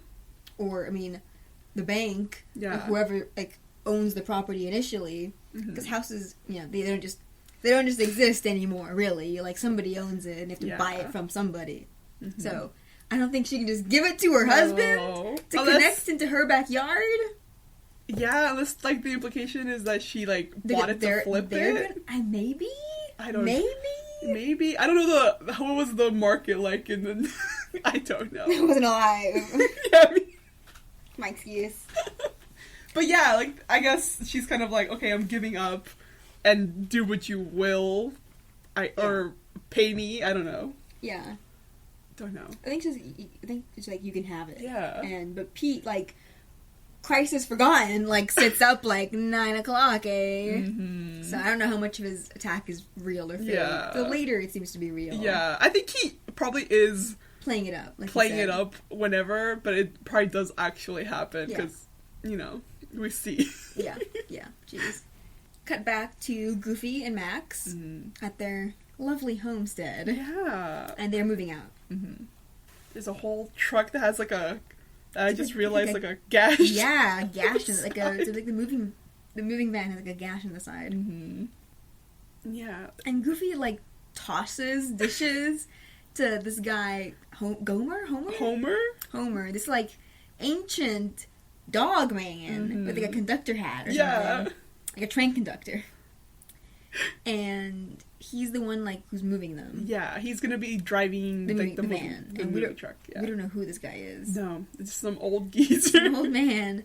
And Goofy literally throws the plates from like 15 feet away as Homer like turns in the opposite direction and the plates all shatter on the ground. Yeah, and then he kind of still waits for them to land on Oh madness. God. Yeah. And we see inside, they've basically cleared everything from inside the trailer, and Max is kind of like thinking about like all like the times they've had here. We don't know what those times are. No. But they're fond memories. Yeah. Theory. Yeah. Goofy's wife left and took the house and everything else. That's so sad. And that's why they're living in a trailer. Okay. I'm willing to accept that. Because it feels kind of temporary. It doesn't feel like they've always lived in the trailer. Yeah. I mean, yeah. That's my theory. I don't think she's dead. No. Damn. They should bring back the series. Make it that she comes back. What? Make it sad. I don't know. Ugh, no. Nah, they're fine. They're gonna thrive. Yes. And yeah, because Goofy's like, you know, like, you're gonna have plenty more, like, good memories, good experiences in Spoonerville. Yeah. And we see he's, like, packing up the rest of their stuff and telling Max so they're gonna have to get a nice little house with a garden and tomato plants. And as he's packing up the last of their stuff, they also pack up waffles. Yes. In the box. And I guess they're gonna leave ahead. Yeah. And then whatever his fucking name is. Homer. Homer. We'll, like, meet them there with the rest of their furniture and their stuff. But, like, Goofy, wait, what's your... Goofy? He doesn't have a plan. Goofy? He doesn't have a plan. Where are you going, Goofy? He doesn't have a house to go to. He doesn't have a house! Like, you should, like, go and look for a house first before you move. They're just moving and, like, expecting them to just instantly find a house, which they do. They do, but... But, like, come on, Goofy. Be realistic. The world provides for Goofy. I mean, yeah. He's so kind-hearted. The world provides. Yeah. And then we get the reveal of probably the best joke in the episode. So they start driving away, and Goofy's like, oh, you know, like, he's like, I wonder what the old homestead is going to do with that is. And then we finally pan out, and we see that they've been, like, in the city? In this, like, a smoggy, gross city this whole time. Like, kind of like Carl and Up, in that his house is between, like, big buildings, big apartment buildings. They have this little stretch of, like, grass where their trailer is. Yeah. And I assume Goofy has pitched up this giant mural. Like a tarp with a mural painted on it of the lake and the trees behind their trailer. Yeah. And they're just, like, on a street. Like, in the inner city. Exactly. Like, we see, like, smog and, like, factories behind them. Yeah. It's so good. It's so funny. Excellent joke. Yeah. Oh my god. But, like, it also, I think it kind of speaks to whatever Goofy down his luck, whatever led to them living in the trailer. Like, Max didn't, like, suffer for the change and not putting up the tarp, like, the mural, like, making it as nice as he can still for Max. Yeah. And making it as nice of an environment as he can still. Like, with the grass and, like, the picnic table and everything, still making it as homey as he could. Yeah. I think, plus the hilarity of the image. Like, I think it just speaks to Goofy's character. Yeah. Which I think is nice. Is it the driving scene? No. Oh, God. This scene. God, what is this scene? So... we have Peg trying her hardest to sell this house to, like, these two... Who are these people? What are these character designs? I don't know. Okay. It's a husband and wife. The wife has the biggest boobs imaginable. I had not realized. She She has the biggest boobs imaginable. Oh god, Mom from Rugrats hair. Yeah. The exact same orange hair. Shape. Exact same shape. Biggest boobs imaginable. Cannot emphasize that enough. And like these twiggy ass olive oil from Popeye arms. Crazy. And the husband, I don't even know how to describe him. He's like... He frightens me. He's like this tiny man in like this little dog man. Like longest pants you've ever seen. And like a weird like Chavo del Ocho hat? Yeah. Kind of. Like, I'm not sure what they're going for. I don't know. Their designs are so... They don't fit the other character designs of anybody else in the show. They scare me. They're so odd. I hate them. They're so odd. Oh my god. Anyway, Peg is showing them the house, their prospective buyers. Yes. And we see that Pete has been running out everyone from this house for the last several months, undermining his poor wife. Yeah. He's trying to do this work. He has set up, like, surveillance cameras. And, like, not booby traps. Like... Yeah, like spy equipment and, like, technology to... we see he has, again, the surveillance system, which he projects on the TV. And... we see it like, on the TV because he's spying on them. Yeah. That the couple wants to buy the house. They're pretty much like, we're buying it. Yeah. And so when Peg leaves to go get the paperwork, he immediately like deploys a fake giant spider. Yes. And the wife character, who has, I think, just not spoken and been just kind of chill. Yeah. Just suddenly screams bloody murder. It's kind of unnerving. Like, it's again, like... The expressions are all very exaggerated in this, but, like, these characters just don't fit the model of any other character we've seen, so they feel so out of place. The husband grabs the fake spider, identifies it as made-up spider scientific name, and puts it in a jar. Yeah, I guess he's, like, a nerd or something. I guess. I don't know. I hate his design. Same. His design and his voice bother me. Well, kick the dog and spit the fire. A genuine arachnobitis pocus. Just what I need for my collection. Bug lover, eh? But this does not deter Pete. No. He has a backup plan. This is also baffling. He calls a number, which we assume has to be a phone connected in the house. And the strange man... the husband picks up the phone. Yeah. It's a landline. Yeah. It's 1992. In a home he doesn't own. No. Yet. And he answers it. Yeah.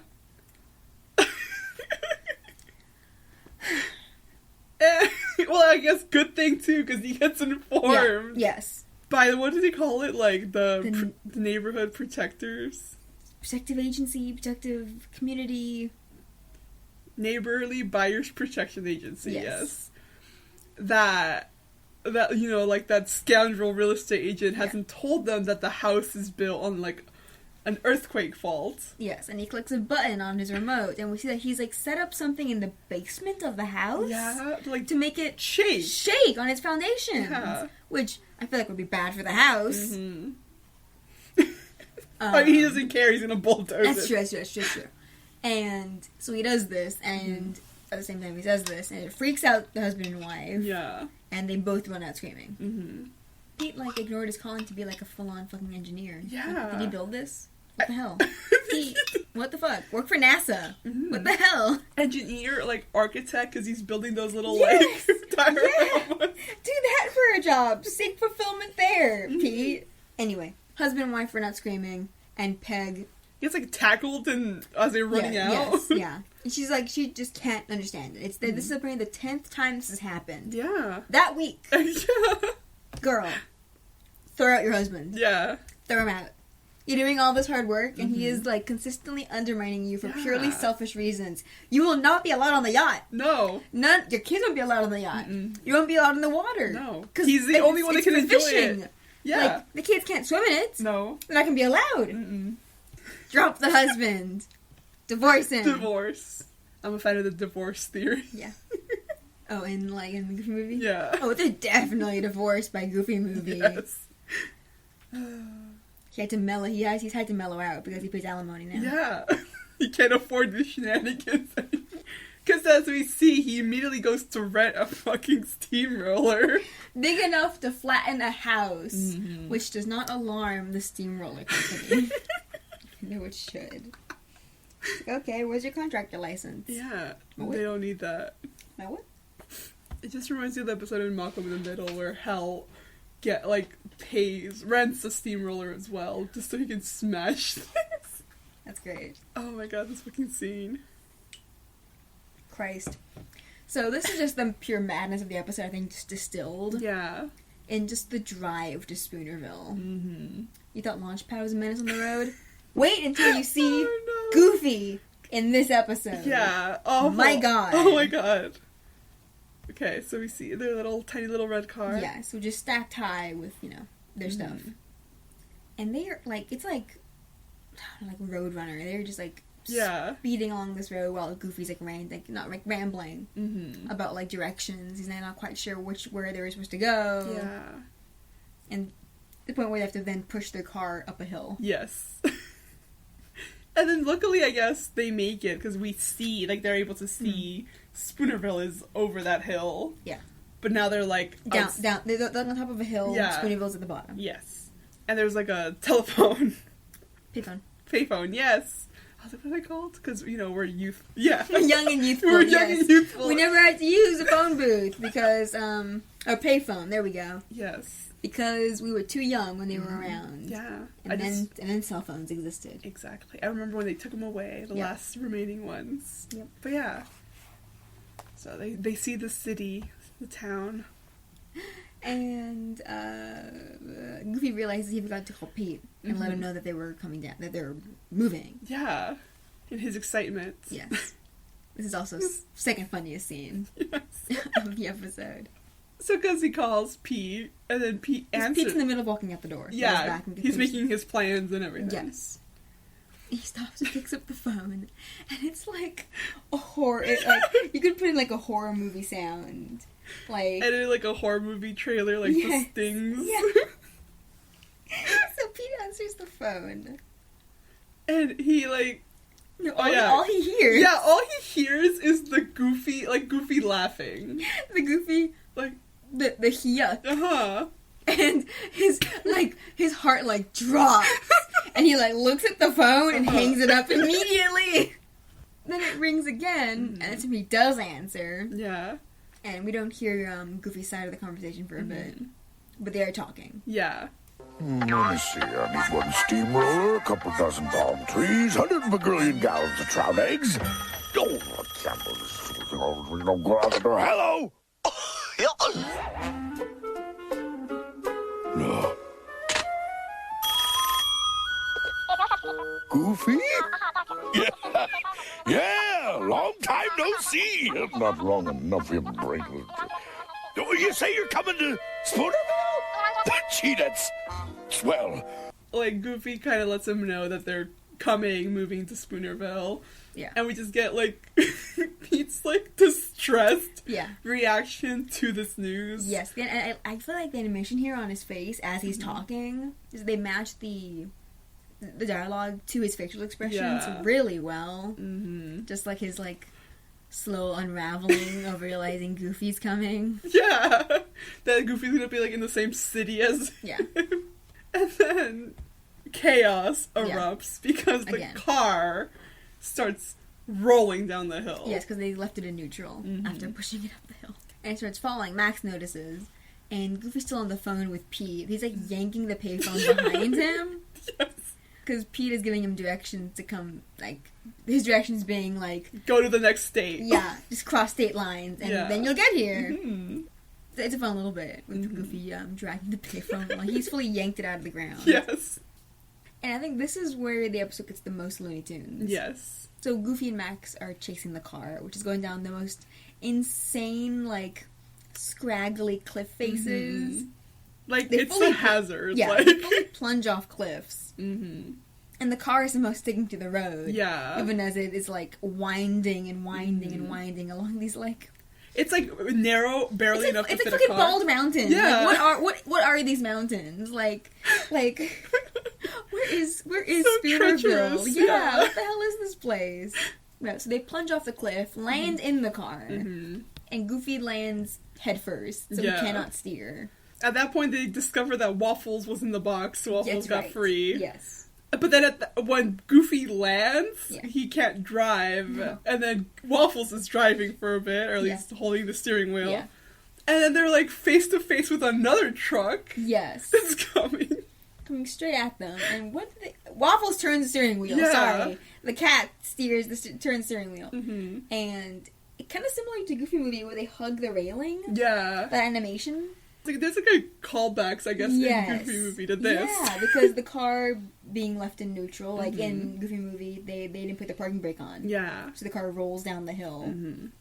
They can't get into the car, and the car hugs the railing in the Goofy movie again, similarly to this moment right here. Yeah, so it must be intentional. It has to the first be. episode of Goof Troop, which that's fun. We've discovered this. Yeah, we figured it out, guys. Yes. And then it mentioned that Waffles the cat is voiced by Frank Welker. Ah, yes, voice of Megatron, and Fred Jones from Scooby Doo. He's one of those guys. Yeah, like. You thought Jim Cummings had a lot of like voice credits, and Frank Welker like rolling out like in like the pictures in his wallet. It's his thousands of vocal credits, half of which are random animal noises. The talent. Yeah. So they get back in the car, and now they're gonna get hit by a train. Yes, and it's like we see it coming, and then we get like a fade to black. It like freezes first. Yeah, freeze frame and then it's fade like to black. the jackass. Hey, I bet you when I got in this situation, freeze. Yeah, and then it fades to black. So that during the commercials, you as a child can be like, "Oh my god, they're gonna die," and then watch a commercial for GAC. Yeah. Or I don't know, for Disneyland. Oh, I don't think Disneyland was doing too good in the 90s. Say, you hear something?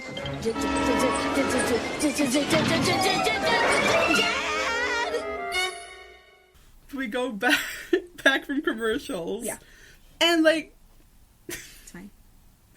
It's like a fun scene because the road is gonna like cut through the trail and then cut back in like a C. Yeah.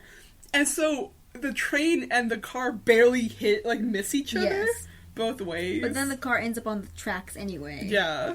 Because Goofy is not right side up, but Waffles is on his head. Yes. So he can't see. Yeah. Because when they drive into the train tunnel, the train goes in behind them. And then the car is just like propped pushed, up. Propped up on its two front wheels, being pushed by the train. Plunges off a cliff, plunges down onto a bridge, and they're just like picking up momentum. Yeah. And the moment they speed into Spoonerville is very fun. It's so fun because we see like the sign and they're speeding, and how fast they're going makes like the road like basically like stand up. Yeah, unfurl. It's like a ribbon. And they've just like it's a very final like animation thing where the road looks like it's like a rug. Like a rug. Yeah. It's been like folded. Now the concrete is all messed up. It's very fun. It's very good. And Goofy, unfazed. He's like, "Oh, we're here. We made it." Meanwhile, like Max is there, like his life flashing before his eyes. And also Waffles is terrified. And they're still going really fast down this road. And it matches the speed in which Goofy gives a tour. A tour. He calls the 10-cent tour. He says. And yes, 10 cents because he speaks a mile a minute. It is so funny. He says that it's like the land is from a reclaimed swamp from 1932. That's when it was built. And then he starts like pointing out, listing the drive-in, the drive-through, the drive cleaners. All the schools and the home of Chuck Berry, cemetery, aviary, and the home of Chuck Berry. Let me give you the 10-cent tour. Enter in Spoonerville, built on a reclaimed swamp in 1932 and home of the world's worst dress store window. On your right, the drive-in, the drive-through, the drive-up, the dry cleaners. Museum's got the slowest snail, seediest grape, and the only known prehistoric gopher skeleton. On your left, El Bobo Burgers, home of the double cheese and people-pleasing ton of fun on a bun. Got your high school, grade school, preschool, summer school, cemetery, aviary, and the home of Chuck Berry. Here we have the suburbs, a chicken in every pot and a boat in every drive. Whoa! And then right then, he also, the steering wheel pops off in his hand. Or he realizes that he hasn't been driving. That's right.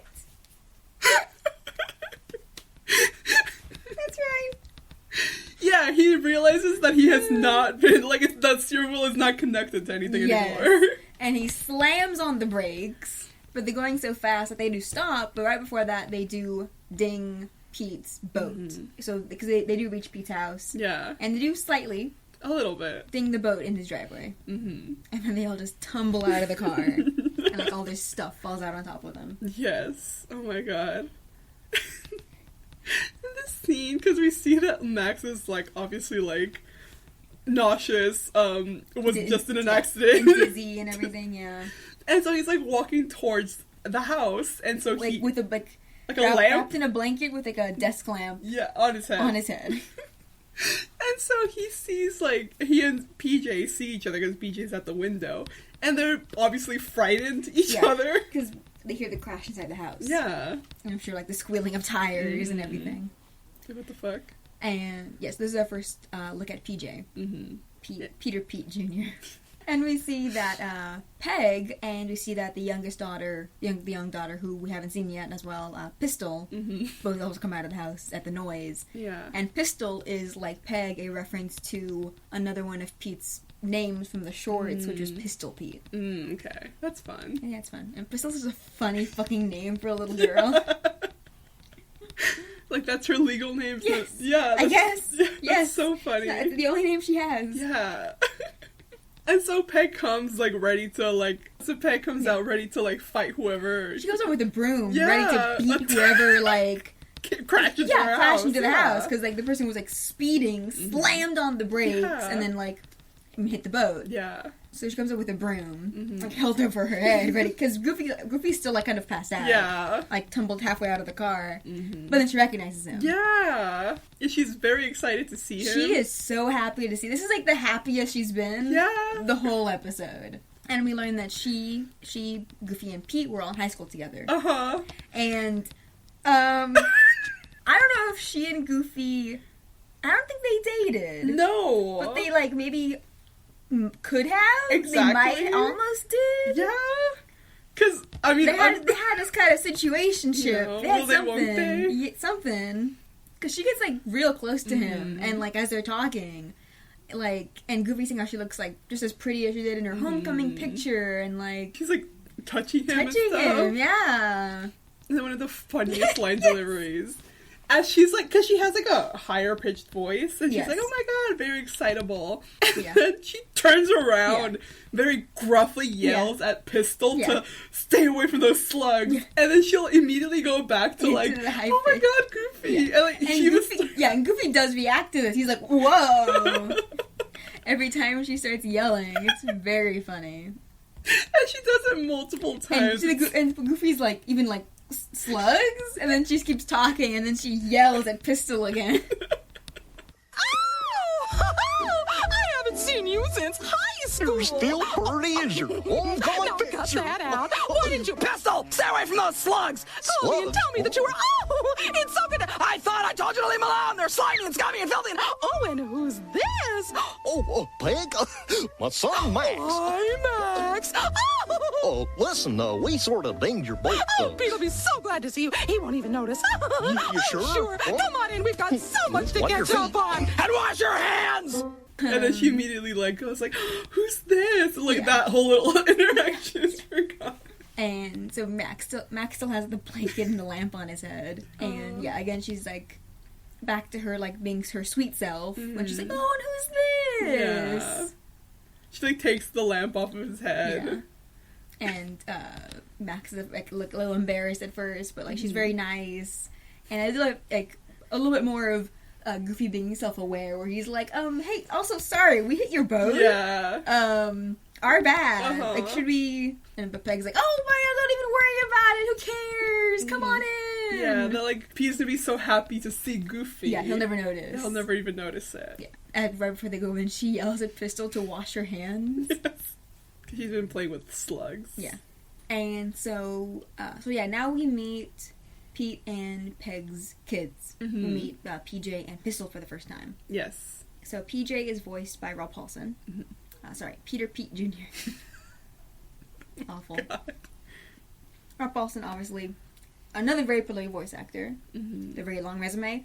Some of the most probably well-known voices are Pinky from Pinky and the Brain, Raphael and Donatello from the Ninja Turtles, Carl Weezer from Jimmy Neutron, which I just remembered because my sister was... Yeah, it was like, is that... I think she was like, that sounds like Carl Weezer, and I'm like, it is! I was there, it was very comedic. Yeah, thank you. And we have Pistol, who is voiced by Nancy Cartwright, who is most well-known as Bart from The Simpsons. Yeah. And so I guess PJ's design, he looks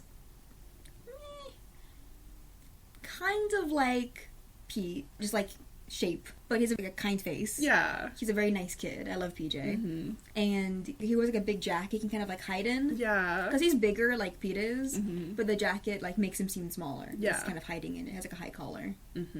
And Pistol has an interesting design. Yeah, she's like, she has these like huge pigtails. Yeah. She has like red hair like her mom. Yeah. And these really big ears, like cat ears. Yeah. And they're not like PJ and Pete's, which are like up high on their head and it's pretty small. Hers are like, how do I describe them? I feel like they shouldn't be in that position. No.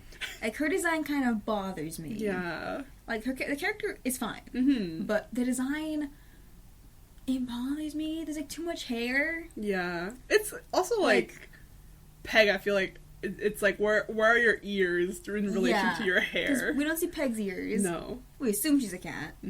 But the daughter took all the ears. Yeah. She's too much ear. I don't know why her design reminds me of, like, the 1970 Ralph Bakshi, Lord of the Rings, like kind of uncanniness. Oh, just, yeah. I don't know why specifically that. She reminds me of Yosemite Sam. Yeah. It's just the ears seem like gnomish to me. Yeah. Because they're just so exaggerated. Like an old gnome man would have these ears. Not this weird little cat child. Yeah. Yeah, they're slightly, like, they're not, to me, not cat-shaped enough. No. She and Peter seem to have a good relationship. Yeah. I was worried going in that she would be, because we were seeing her playing with the worms, like, I was a little worried she would be, like, the evil little sister and, like, also torment PJ on top of his dad and probably a little bit his mom. But there seems to be solidarity. Yes, with them. Because we see that they're looking at the gash in the boat. So, Rob Paulson's performances vary. He can be nerdy, he can be a really dumb character like Pinky the Brain, he can be a very nerdy character, he can be like sarcastic character. PJ I think is distinct because he's a very nervous character. And that makes me I'm really sad about PJ. PJ sad time now. Sad time, yeah. Sad time for PJ. PJ makes me sad. Yeah. Like, because it's why Disney give him an abusive father? I don't know. Why Disney? Why? Why does he have to go through this? He's a very kind boy. Yeah. And deserves better. He gets better in college. He gets a hot girlfriend. Okay. And, like, he breaks free from his father. Thank you. But for right now... A bit. It's sad. Because they immediately, like, they know that he's gonna freak out. Yeah. And they're betting on, like, whether he's gonna blow a gut. And that Pistol bets it'll be his spleen. Yeah. And they bet, I think, a quarter for it. Yeah. Whoa, those guys are dead meat. When Dad sees this, he's gonna blow a gut. Nuh-uh. Bet you this time it's a spleen. Quarter? You're covered. And Pistol's cute. She's, like, missing a tooth. Yeah. And has like, a bit of a lisp. But yeah, so PJ just, like, his design, he just seems, like, perpetually, like, hiding. Yeah. And sad. And the voice Rob Paulson uses is very soft. Compared to a lot of other characters. It's very understated. Yeah. And if it's this... little like sad this child, sad like kid. There's this solidarity between him and Pistol. I'm not sure how much Pistol gets from their dad. Yeah, but we can assume that PJ gets the most of it. Yeah, like, yeah. It being the abuse. Yeah. And there's a moment where I'm not sure if Peg is just like neglectful or just ignores how Pete treats the kids or PJ specifically. Because they kind of both flinch when Peg calls them. Because they're talking, they're making their bet, and like PJ's actually smiling. Yeah. Then the mom calls them, and then they both kind of like, oh shit, and PJ stops smiling. Yeah. Yeah, and we literally get this scene of him like walking up because they're introducing Max to the other kids, and they just look so sad. And so like Max, I assume, because moving. Yeah. And he's being forced to like meet like his dad's friend's kid. Yeah. And PJ, who's just perpetually sad. Yeah. And I don't know, I feel like maybe she's just kind of like neglectful in that sense. Yeah. Or just doesn't do anything about the way Pete treats him. Mm-hmm. It's sad. Real sad. Yeah. Because they barely like shake hands. Shake hands. And they're like, okay. And we see Pistol is like a ball of energy. Because she runs up to shake both their hands, but while they're still attached to their arms. Yes. She reminds me of that one fucking cereal mascot right in this specific image that I'm looking at. It was like the Lucky Charms? No. Honey Bunches of Oats? No. Tiger guy. No, this is like a little feral little creature. No, not the bee. No, that's the Cheerio guy. Oh! Honeycomb! I knew it was honey. Honeycomb! The little hairy thing. Oh my god. I literally were just like punched in the face by like 10 years of watching these commercials. Oh my god, remember commercials? Oh! What do you mean? It was Bernard the Bee Boy? Bee Boy? Wait. Is a young boy living in the wild who was discovered by scientists. Bernard was raised by bees. This freak.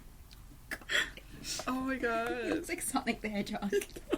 But this specific like image that I have, because it's like all her, like her head, and then her like, because she's jumping. Her little limbs and all her hair. Yeah. That was incredible. Oh Hated that thing. It freaked me out. Bernard the Bee Boy. I never knew his name. The power of the internet. Boy. Yeah, she's very enthusiastic. Yeah.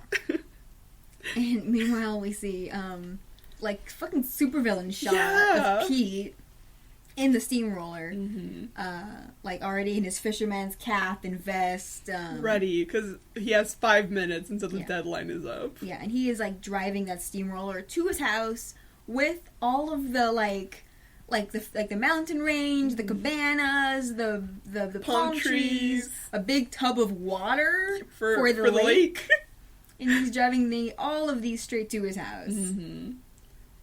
I can't. Oh my god. Yeah, we got this shot of him like this huge machine that he's driving. Yeah, and he's parked it right in front of the next door house that he's going to demolish. What the fuck? These terrifying shots of him. Yeah, we get these shots of like clenching teeth, like evil. Because like they'll do that exaggerated thing. We'll actually see like the color in their eyes. And they're green. Yeah. Evil. The Disney green. And he's ready to demolish this fucking house. But then I think, he sees the boat. Yeah. He sees the tiny... I mean, the boat will still, like, float. Yeah, exactly. It's a dent in the boat. Yeah. Just a little chip. It's a little part of it out. And he has a full, it's a full breakdown. Yeah. It's like a prolonged segment of him just, like, losing his mind. Yeah, just full, like, capital H hysterics over it. Like,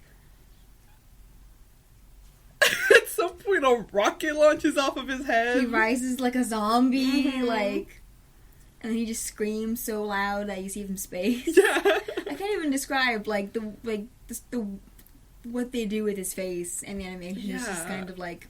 It's very exaggerated and really helps kind of... madness. Show how fucking angry he is. Yeah. Yeah. And then we get, like, a fun little scene of, PJ giving Pistol the quarter. Yeah. It was his spleen. Jesus. And, after the screaming, Peg just pokes her head out the door like, oh, is that you? Honey buns. And that Goofy standing behind her, like, waving hi, too. And then he does the SpongeBob. Like the lip, thing. Yeah. From the one driving episode of Mrs. Puff stealing the boat. Yes. Because his day just got worse. Yeah. He's like babbling, like, just, like, losing his mind. But again, now Goofy is here. Goofy made it to his house. And she sees, like, she notices that his, his stress levels are high. Yeah. And she's just, like, done with it. She's like, oh, here we go. Like, super deadpan to Goofy. She's like, it's stress level. Come on, help me hold him down. Like, girl. It's very funny. Literally these shots of them, like, wrestling him, like, the paper bag on his head, like, they're trying to hold his legs. And he's still in the... What's it called? Steamroller? The steamroller. The giant, like, three-story tall steamroller. Mm-hmm. And as they're, like, struggling to hold him down, and Goofy's telling him, like, oh, take deep breaths, Petey. He calls him Petey. Pete kicks the lever that moves the steamroller. Yeah. And he flattens his boat. Yes, completely. Yeah, it's funny. Just plow straight through it. And that, like, as soon as like, you get the crunch, he, like, snaps out of it. Yeah. And, you know... He stops the steamroller. Yeah. And miraculously, nothing else is damaged. Besides all of the shit he was carrying. Yeah. So, the palm trees, the like, so we get a fun callback to the timber thing. Yeah. When he knocked over the tiny palm tree. Mm-hmm. They, like, fall. It falls, ruptures the side of the big tub holding all the, like, lake water which... floods the street and washes Pete down this opens manhole cover. It's huge. It looks huge. And then, yeah, he just whirlpools in. I mean, I guess there were signs of, like, they were doing maintenance on that manhole, which is funny. But yeah, he's like the whirlpool just sucks him into the sewer. Mm-hmm. And everyone just sees this happen. Yeah, they're all, like, we get this, like, shot up at the manhole, just kind of, like, looking at him. And yeah, like, damn. Who wants dinner? Who's hungry?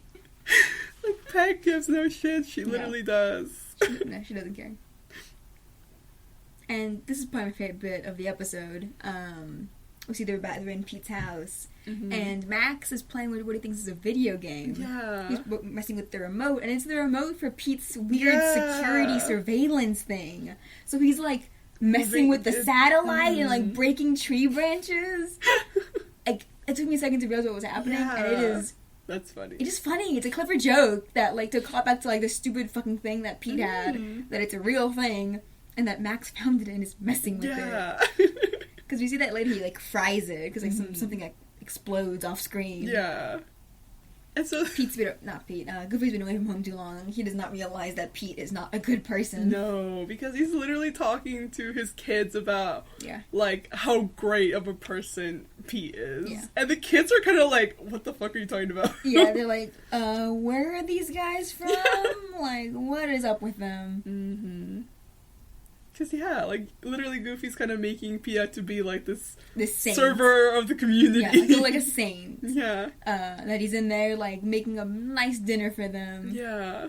And we see inside, what is that? What is that? I don't know what that is. Wait, this or that? Oh, that's that. That's the dough, but, like... Oh.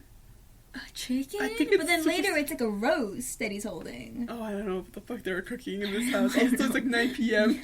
It's late. That's right! It's like 9:30 at night! In this town. Everyone in this house is insane. Yeah. It's like 9:30 at night. Oh, I didn't realize that. You're right. Awful. So funny. But at first I didn't even know that was dough. I was like, what the fuck is the pile that she's holding? Yeah, it's weird. The food looks so weird. Okay. Yeah. So we see Peg and Pete and Peg are in the kitchen. Mm-hmm. And so Pete is holding what might be like a raw chicken. Yeah. Maybe. But he's like whacking it with like a full like meat cleaver. Yeah. But it bounces off. So I don't really understand know what he's trying to do. Then they drop the chicken. Okay, because so she's like telling Peg like, why can't you invite them to dinner next year? Like, why now? Yeah. And she's kind of like, oh, I didn't invite them for dinner. Yeah. And Peg at first is like, oh, thank God then. And then she reveals that she invited them to stay at their house for as long as it takes for their stuff to get here. For the furniture to arrive. Because they have bought the house next door. And the reveal of this is so funny because she kind of like lays it on like slowly, and then he's kind of realizing like, oh no, they're moving not only to this town but to this neighborhood. Yeah. And they're moving next door because she reveals the for sale sign. Yes, with this little smile. Yeah. Because like she's handed him this big like a pile of, we learn what is pasta dough. Pasta dough. Okay. Like a pillow-sized mass of dough. And, like, he puts it in, like, the pasta machine. This is a thing. Yeah. It, like, makes it into pasta shapes. And as he's realizing that they're moving next door, he's pushing the pasta dough in. And then keeps pushing it until his sleeve gets caught. And then you see, like, the tatters of his sleeve in the pasta. In the machine. And, yes, that they're moving next door. It's a very, very fun visual gag with the sleeve. Yeah, Peg holding up the sign. And then you just hear Pete crying from off screen. See what I mean? Your pop's busting a leg to whip us up a really swell feast. Outer Mongolia? Bud, have you lost your garbanzos? Oh, it's only for a night or two, just until their furniture gets here. Furniture? They're moving? Not to somewhere in our state. Not to our town. Not our street. Uh-huh. And then, like, we do come back to Goofy, who's still, like, you hear that, he's crying of happiness for his neighbors, to have us as neighbors. Yeah. I'm like, oh, Goofy, no, look at these poor traumatized children. Because they're sitting, like, straight on, like, these, like, chairs. Yeah, and, like, dining chairs, Yeah. like, not, like, on a couch or anything. Terrible household. I know, what the heck. And we get some, like, old high school memories. Yeah. That Goofy and Peg were both on the cheer team. Yeah. Which is very iconic of Goofy. It's so fun.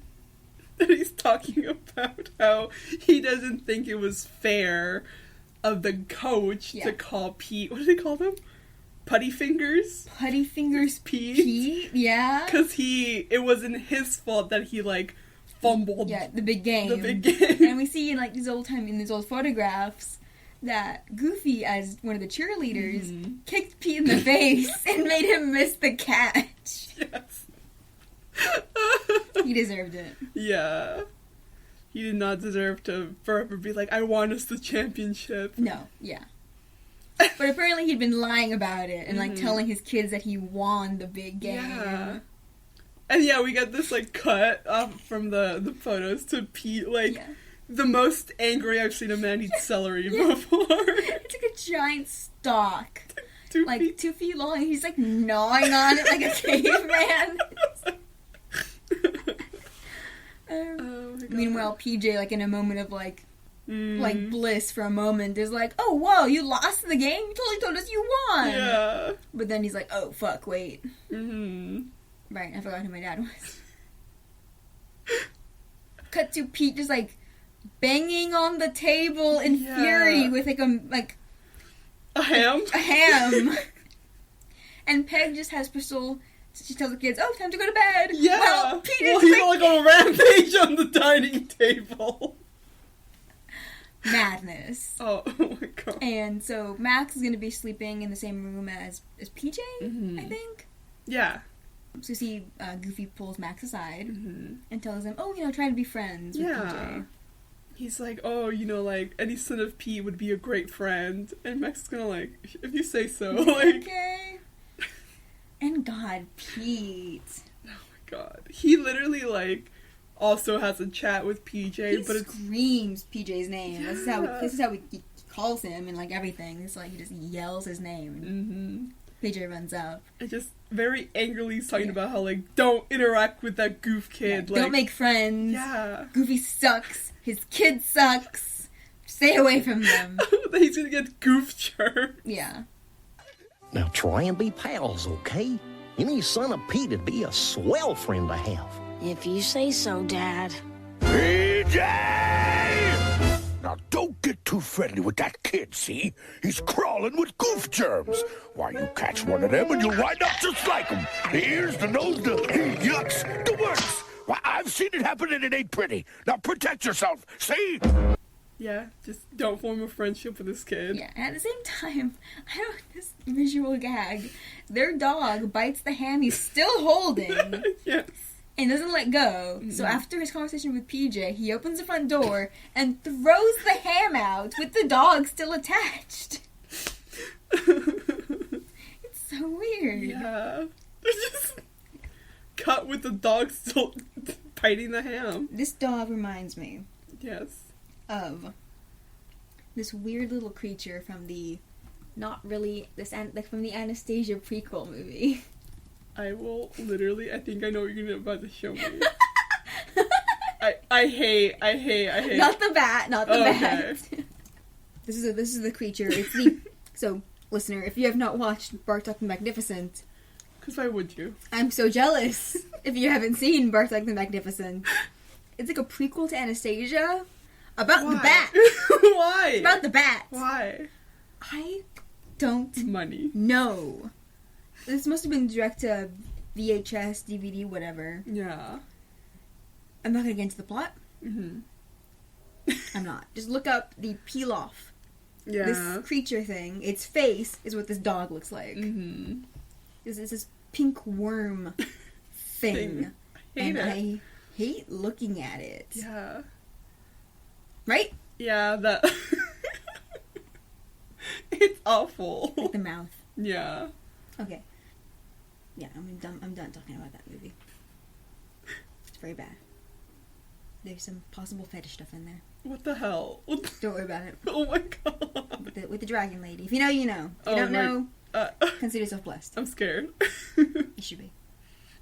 So we see that Max is going up to PJ's room. Mm-hmm.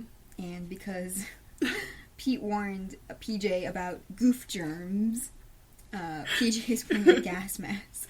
Which is very funny. Because Max, they're going up the stairs, Max turns around to, like, say something to PJ, like, trying to be friendly, and he just sees PJ, like, breathing through this gas mask. Oh my god. Yeah. And obviously because I am whom I am, immediately thought about Doctor Who. Me too! What's the line the thing says? Are you my mummy? Are you my mummy, right? And then the gas mask just morphs. It's so horrid! Awful. I wanted to, real quick, yes. go back to the contrast between the Pete and PJ scene versus the Max and Goofy one. Just the fact that there's that contrast at all. Yeah. Obviously. But I like the back-to-back moments showing how much of a nice, nurturing parent Goofy is. Yeah. He wants Max to make friends versus Pete, who is abusive. Like, and militant. Yes, and militant with PJ. Yeah.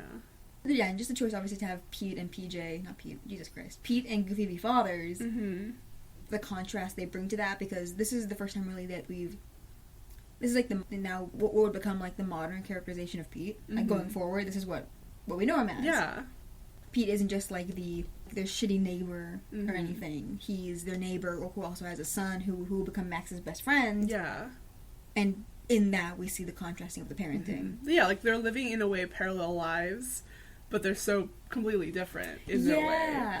Very interesting to me, especially what you said earlier about, like, Goofy as George. Yeah. Where that's closer to what Pete. That's what Pete is. Yeah. Which is very interesting. Yeah. It reminds me similar to Darkwing Duck, where Darkwing and Goslin were this very unconventional adopted family. Yeah. No mom, obviously just father and adopted daughter, and Launchpad. And Launchpad. Versus the Muddleforts next door, who are a perfect nuclear family. Yeah. But in that, they're ignorant and oblivious and... Annoying and insulting. Yeah. Like, ignorantly sometimes insulting. And then here the contrast, I think, is more direct with just Max and Goofy. It's just them two. Yeah. Versus, again, this perfect nuclear family. But the father... Obviously, we see that Peg works too. Yeah. But the father being, like, the assumed breadwinner. Like, this, like, overbearing, militant, like you said, like, domineering force over the family. And nobody being happy in the situation. Yeah. Because, like, Peg, to a degree, also kind of hates him. Yeah. Resents him. Yeah, the way they talk to each other is, like, passive-aggressive. Yeah. And the kids, like, being caught in the middle of what is the perfect, like, nuclear family. Yeah. And like you said, yeah, they contrast from the George Geef shorts, where Pete now fits kind of the role of Geef, of George, with the father, like, resenting the family. Yeah. What were they cooking? I don't know. Much to think about. And it's like a conflict that we see is very central to, like, this Goofy-verse. Yes. Because when they go up to PJ's room, we see that it's full of really awesome stuff. Yeah. Like, his bed is like a spaceship bed. He has these, like, limited edition, like, rare comics. Yeah. Skateboard, a telescope, like... A lot of, like, material goods that, like...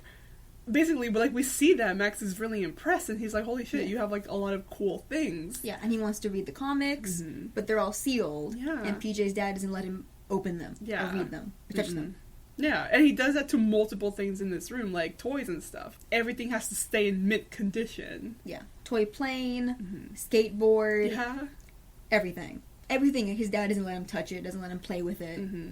And that everything has to be an investment. Yeah. Like, it's sad. Like, PJ's room is full of toys that he's not allowed to play with and can barely touch. And we see that he immediately, like, goes to, like, clean them. Yeah. Once he retrieves them from Max. And it's, like, again, like, this kind of thing of, like, yeah, I guess you could say that Pete provides for his family. Yeah, but just, like, what's the word? Like, everything's purely for show. Yeah. Like, it's, like, a display of wealth. It's a display of, like, providing. Yeah. But there's no, affection. It's like, there's no affection. It's like the facade of, like, giving your child a perfect childhood, but this child can't, like, even be a child. Yes. Yeah, I think facade, I think, that's a fun way to say it. Because, it's like a display room. PJ's not allowed to actually live in his room. No. Yeah. It's sad. Yeah. Why did they make Pete abusive? I don't know. So sad. It's such a choice. And it makes sense, Pete being who he is. I mean, this is what really modeled Pete, so they chose to make him this. I mean, we know he's been a villain always. No, yeah. But, like, when you bring him down into suburbia, he's not, like, a supervillain. He's just an abusive dad. Yeah. Fuck. Yeah. Anyway, and Peter keeps talking about how his dad, like, threatens to hurt him if he damages anything in his room. So that's fun. And you see that he has this very specific toy. It's like a little, it's like a play tank thing. Yeah. It's like fucking small soldiers. This thing is lethal. Yeah. And they can't play with it anywhere. And Max asks if they can play with it in the on the sidewalk, or in the room, or in the garage. But all the reasons Pete has given PJ that he can't mess with it. Yeah. Because it has to be kept in mint condition. Then Max finds a loophole. Yes. Because, like, did your dad ban you from playing with it on the wall and ceiling? Yeah. And he's like, no, he did not. Yeah. And we see they stick, like, the little suction cup things from a dartboard. Well, they grab some, like, darts that are stuck to a board with suction cups, and they have, like, a plan to, like, be able to play with the tank. And we see Peter's playing with his model again. Yes. And he has, like, a goofy voodoo doll. Yeah. That he's stuck, like, on the beach. And he has, like, actual explosives. Yeah, he has, like, a little tiny model, like, military ship. Yes. With, like, a working torpedo. Yes, which he fires at the goofy voodoo doll. Yeah. But we pan away before we can see the goofy doll blow up. we see the smoke. Yeah. 'Cause he did destroy it. And then I guess he hears the noise. The pop pop pop pop pop noise. Yeah. Of the suction cups somehow attached to the tank as it drives over the walls and ceilings, leaving like spots all over, which I don't totally understand why it would do that. I don't know. It must be dirty. Who knows? I don't know. But yeah, it's going all over the walls and ceilings. And Pete yells at them to stop. And he just yanks the remote out of PJ's hands. And hits the missile button? Yeah. What missiles? Like, it just fully fires a missile that bounces around the living room. Destroys, like, art and stuff. Yeah, and, like, lamps. And, oh yeah, destroys the pie that Peg walks, like, by carrying. Yeah, it's the same night?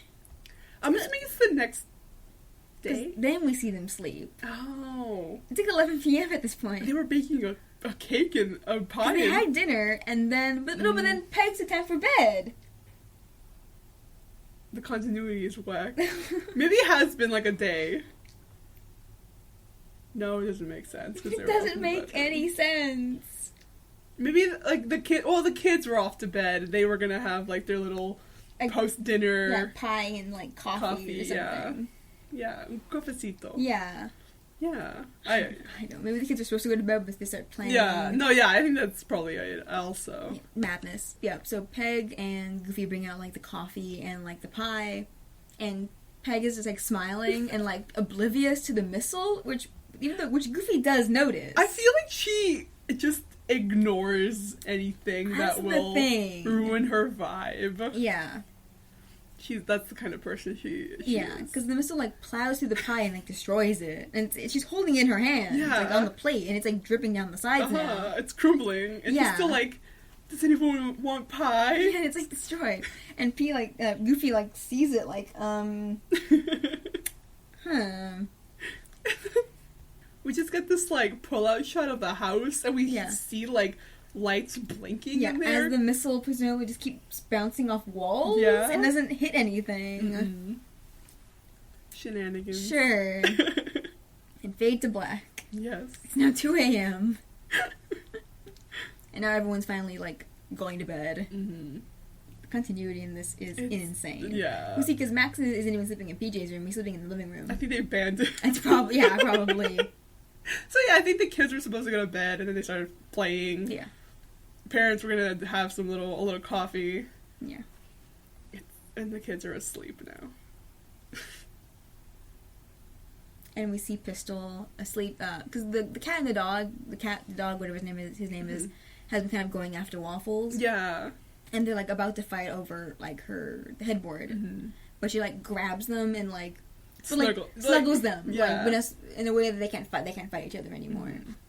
And then we go to the attic. I think so. Where they've, like, stuck Goofy. Or at least, like, Pete has stuck Goofy. Yeah, yes, where Pete has stuck Goofy.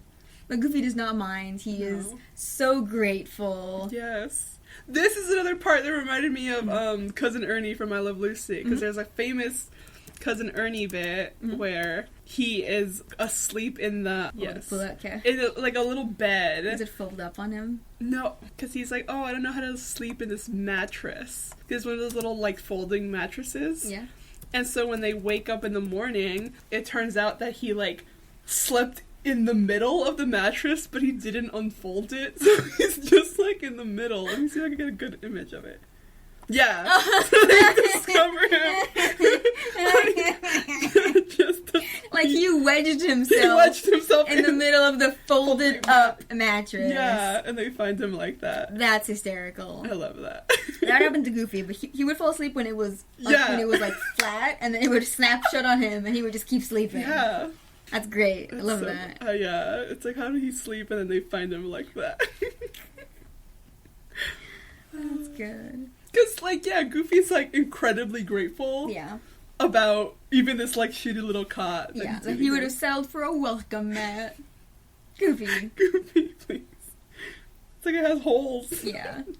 And Pete's like, blah, blah, thank my wife. He, like, dumps like a pile of blankets, I think, on him. Calls him a dipstick, I think. Yeah. He's, like, mumbling like, you slimy little... Yeah. Blah, blah, blah.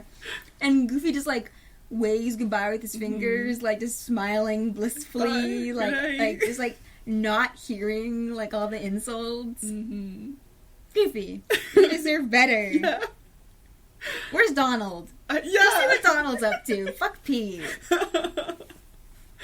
Oh, no. And then we get this shot of, like, Peg and Pete's bedroom, and it's, like, this cool, like, Art Deco, like, room. But also, like, interesting that they actually show Peg and Pete sleeping in the same bed. Yeah. Because that's pretty taboo for most cartoons. Mm-hmm. Especially cartoons. Yeah. So just seeing that, I'm like, whoa. I was like, wow. Okay. Sharing a bed. Okay.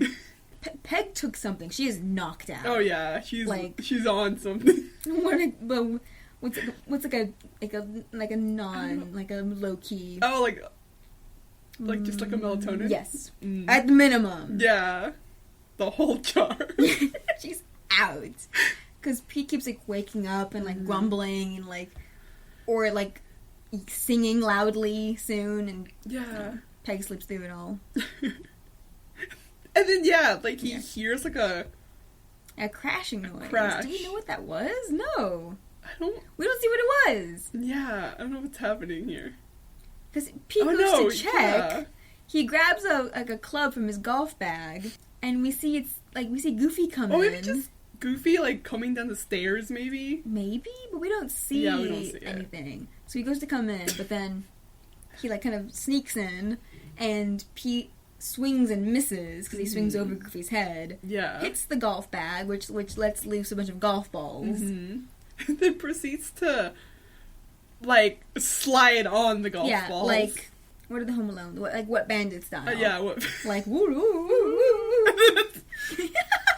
My favorite part of the animation is when he's fully, like, spinning on his side of his back. like a turntable.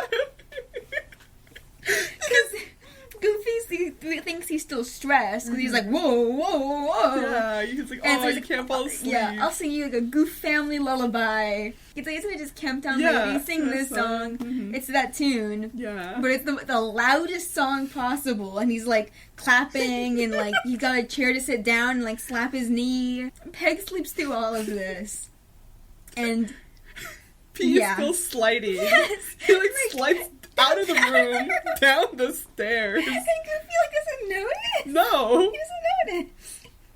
And then he finally, I think when Pete makes it down the stairs, notices, because there's a loud crash. Yeah. So he runs to help. Yeah.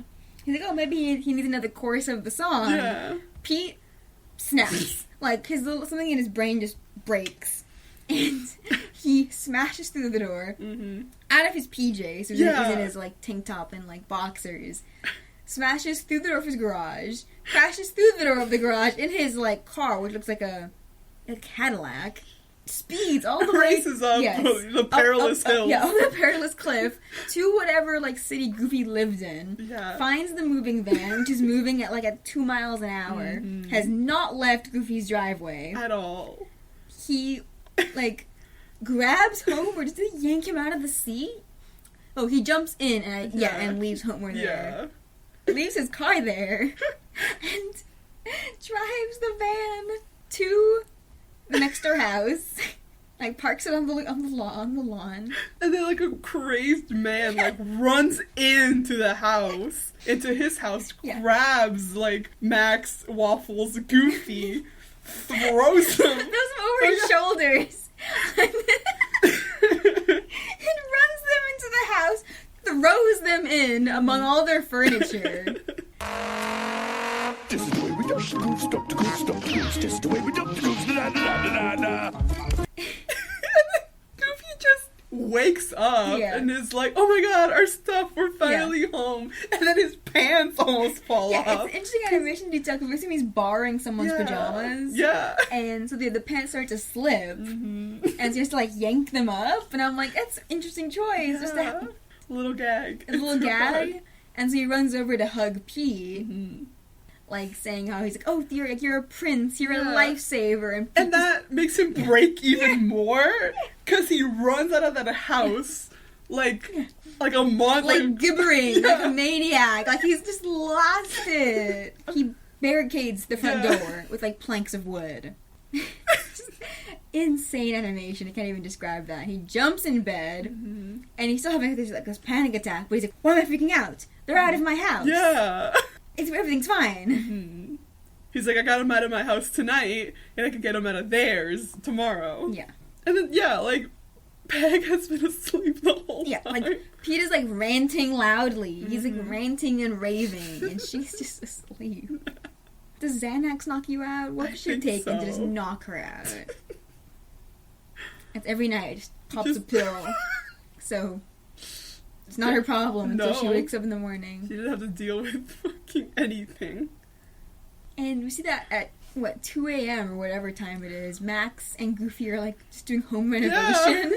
Because we hear, like, hammering, drilling. All the noises. Every noise. And so Pete can't sleep.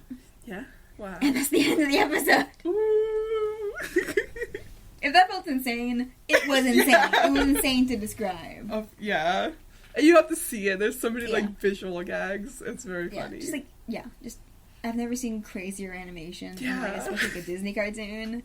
Like, it feels in a way older than it is. Mhm. Especially like the animation style. It just feels a little bit older than like the 90s. And it's fun. I like that about I don't know it. if maybe because we're thinking of like the old Goofy shorts and stuff. Maybe that's why. But the animation is very distinct. It's a very distinct look.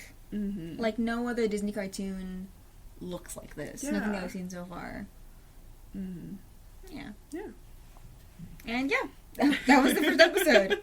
Thank you for joining us for this madness. We have some questions from you, our listeners. We have a comment from Lizette at the Carrera Design, who like is the reason that I knew who Peg was from all her fan art. Follow her if you don't. But she says how the whole basis of the show is Peg selling the house next door to Goofy to keep close by, even after promising it to her husband. And then she says the art was also top notch. Yeah. Yeah. It's very fun. I like it a lot. I feel like I'm actually, because I said the same thing about Rescue Rangers, but I never saw it. I think I'm actually going to continue watching this one. I'm interested in watching more and kind of seeing what is going on in this show. Yeah. Because episode 2 is, I remember, interesting because Goofy kind of loses some of the rose-colored glasses. Oh, yeah. So we'll see a bit of that in the next episode. A bit. And maybe I'll look up top episodes of Goof Troop. Just ask Lizette. Not true. She's the expert. That's the thing. Like, Lizette has the best fan art of not only like just in general Disney Afternoon characters, but Peg specifically. Yes, yeah. And I want to like Peg. That's the thing. But also, like, I know she seems devious. And I also knew that from Lizette. She's always like, oh, she would sell, like, MLM products. And I'm like, I understand the vibe. Yes. She would, like, either know what they did or not care. Yeah. Or know and not care. Yeah, both. Like, she'd kind of be like, oh, you know, like, trust me, all this and that. But it's like, you're kind of underhanded in a way. Yeah, like she would just want to be like the best saleswoman. Exactly. She wouldn't care about the consequences to the people using the product. Yeah. Our next question is from Valley Ganache 42. Welcome back. Hey. What are your thoughts on Pete's wife, Peg? My DT17, DuckTales 2017, Tumblr friends and I watched an episode of Goof Troop as part of a 90s movie themed night, and we all immediately loved her because of how nice she is to Max and her children, and how she has zero patience for Pete's schemes. I get that, but I also think that she is in denial about her life. Yes, because I didn't see her really being... She was cute with Max. Yeah. Like, oh, what's this? Yeah. Like, wanting to get to know him. But I didn't really see much, at least in this episode, really Yeah, anything too. with her and her kids. Yeah, because to me, I feel like she's also playing her role in a way, so she's willing to turn a blind eye to things. Yeah. But I also do like that she is like, I don't give a shit, like, Pete, shut the fuck up. Yes, yeah. But also, like, their dynamic isn't healthy because they don't love each other. Exactly, Clearly, they don't love each other. Yeah. Like, part of her sweetness is a facade, as we hear, like, with her voice change. Yeah. That's very funny, though. Yes, it is funny. Yeah. But yeah, they're like the sitcom couple who would normally be the main characters. Yeah. But they're the side characters, and so we see how kind of dysfunctional they are. Yeah. Which is interesting, considering how, you know... I mean, the Disney Afternoon, I think, is kind of excluded from Disney's more... I mean, it's really now they're more like take no risks. Yeah.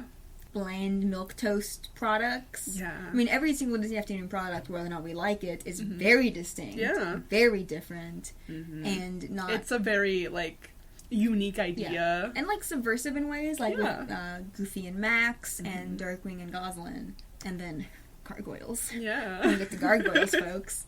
I mean, Disney Afternoon, Disney animation today is still fun and, like, exciting and different. It's Disney movies. Yeah. The attempted big blockbusters that are tanking. Yeah. Comparatively. Because they have lost their edge. Yeah. And I think for a while they were doing really well in animation. And I feel like they've started to be risk averse. And even in the animation, it's starting to, like, show. Oh, yeah. Compare Wish... their 100th anniversary celebration. Oh my God. Compare Wish to the other movie came out this year. To Teenage Mutant Ninja Turtle movie. Which just visually is so much more so striking interesting. and distinct and funny and did better in the box office. Yeah. And with the critics. Yeah. And yeah. So I literally think about, he's mollywopping me every goddamn day of my goddamn life. I always think about that. No, he's mollywopping. He's mollywopping me. Incredible. Compare it to, is it Across the Spider-Verse? Across, yes. Yeah. Aside the fact that they've horribly mistreated their animators. Yes. Disappointing. Yes. It is by far the most visually striking animated movie I've ever seen. It's insane to look at. Yeah. And compare that to Wish. Blech. Awful. Terrible. Well, I mean, I guess Puss in Boots, too. Also, yeah. Count Puss in Boots. They came out December 2023. December 2022. Sorry. One of the prettiest DreamWorks movies they ever made. It is insane to look at. It's the story is crazy. And also deals with a wishing star. Yeah. Funny enough. Yeah. And yet it is such a better celebration of animation and storytelling. I feel like Disney has forgotten that they're animated for a reason. Even with their live action stuff. It's Putting aside all their horrible live action movies, because Disney live actions have like a history of being terrible. No, but a lot. Yeah. We used to defend them. We defended Jungle Book. Yes. And parts of the live action Beauty and the Beast, but only very small parts. Yeah. Disney not evolving with their animation. Because for a while, obviously, they were at the top. Yeah. Like, Toy Story, the first, full-length computer animated movie. Groundbreaking. Yeah. Toy Story 2. Monsters, Inc. Finding Nemo. These movies were impossible before Disney Pixar made them. So Disney can only take so much credit. Yeah. But it reached a point where we got competition from somewhere like DreamWorks. But then DreamWorks evolved.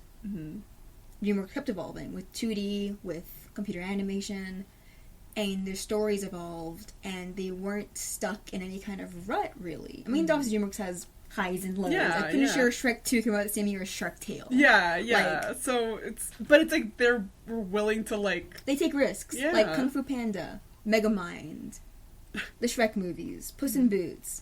These are movies that, I mean, they're all so different and visually different. The stories are different. And they're some of the better movies. Like, my favorite animated movie is Kung Fu Panda. It's not a Disney movie. Yeah. And the fact that, especially recently, Disney isn't taking risks. No. In their animation, in their stories, in stories in both live action and in their only computer animation now. I mean, because their movies recently, the last movies they made were Wish and Elemental. I skimmed through parts. It's a fine movie. It is not an excellent movie. It can't compare to the likes of any other animated movie that came out. Every other animated movie that came out this year is better than Elemental. Elemental is the second worst animated movie this year. Yeah. The worst is Wish. Yeah. It's the worst one.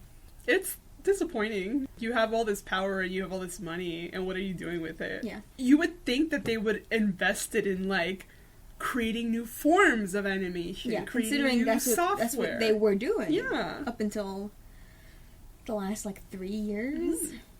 And it shows just in all these box office failures, all the Marvel movies, all the Star Wars. Yeah. There's so much content, and I say content, not movies, not art, it's just content that nothing has value. I also doesn't have value. There isn't any mark of the artist in anything. Exactly. Yeah. There's no passion, there's no creativity, there's no nothing. It's bland and terrible. Again, comparing it to something like Puss in Boots. Yeah. Again, just the craziness of the wishing star parallels between the two movies, and the stories they tell and how they tell them. One masterfully through beautiful animation, great jokes, an incredible villain, versus Disney's 100th anniversary celebration, which feels like it was made in a lab with executives poking and prodding it and deciding what percentage of whimsy to pop music to it just feels so not fake, just no, it does feel like it's where are you hiding the real where's the story thing? And we know there were kernels of real stories because we've seen the concept art, we've seen these other potential ideas, And we know Wish was meant to be something different. Yeah, that's what really sucks when you realize, like, what could have been. You're like, so when did you decide to, like, whittle everything down? Yeah. And it always makes me think of, because I love Emperor's New Groove. Like, growing up, that was, like, the movie that I was playing all the time.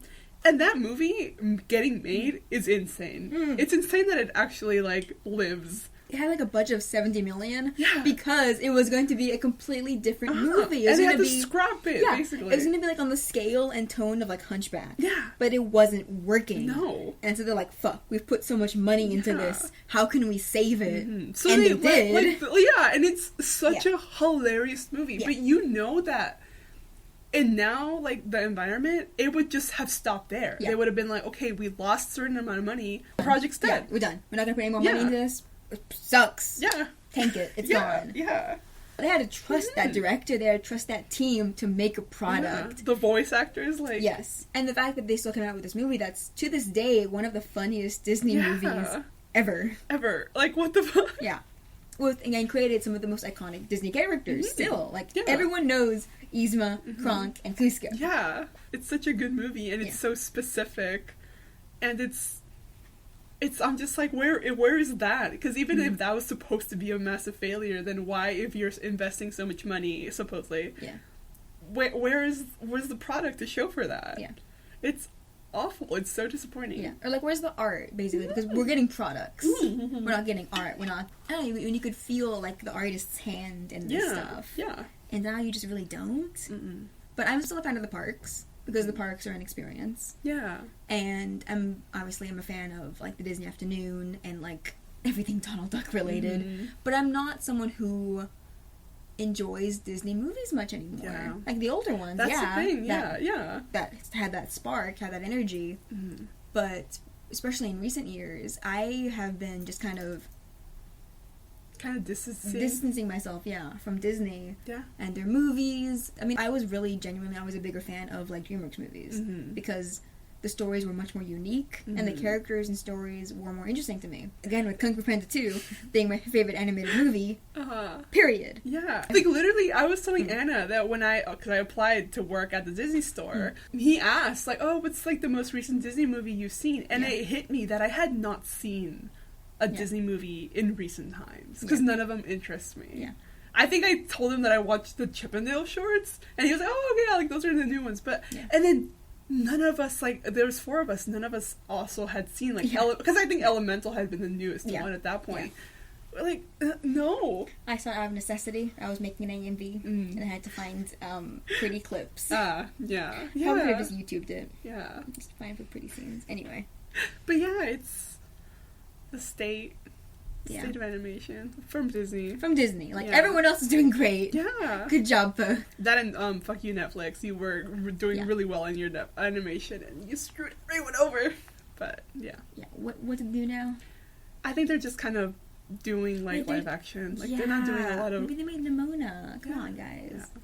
Like, that's the thing, they had, like, so many, like, oh, we're gonna invest in all of these animation projects. And then, like, 2 years passed, and then they canceled the They're gonna make the Bone animated series. Is it just that I'm, like, nostalgic for things I grew up in? No, it's because we continue to watch animation. We continue to be fans of the medium. It's just everything but Disney. Yeah. Because they're the ones, everyone else is what are making good things. Yeah. Enjoyable things. Yeah, watch Transformers Earthspark. Yes, watch Transformers Earthspark. Subliminal. Watch Transformers Earthspark. But yeah. I know we said we were going to Disney rant last episode, and it happened today. It happened today. Yeah. Why today? I don't know. I don't know. The mood is right. Yeah, the mood is right. I don't remember what started. I think talking about the subversiveness of, like, the Disney Afternoon cartoons. Yeah. I'm waiting for another Disney, like, a current Disney animated show to, like, get me. Yeah. After DuckTales, Amphibia really got me. Like, the story and the world and the characters were just sweet spot. Yeah, it was really good. Waiting to see what's next from Disney Animation. Yeah, that's the thing. I haven't even kept up. What's next? I have no clue. I haven't heard anything. I didn't watch the Owl House. I'm a hater. You're fine. Pirate it if you haven't watched it, because that's what the creator wants everyone to do, because Disney screwed them over. Yeah, that's the thing too. Like, even like shows like that where you're like, oh, they did subvert. And it's Owl like, House had a massive more. fan base. Yeah. So the fact that they, like, unlike us poor small DuckTales, Owl House had... Season 4 DuckTales, I will avenge you one day. Owl House had the massive fan base who were willing to buy merch and watch and pay and, massive fan base. But then Disney tanked the show. So they had to rush through the 3rd season. It's a symptom of the same thing that's, like, fucking over their films. Yeah. Depressing.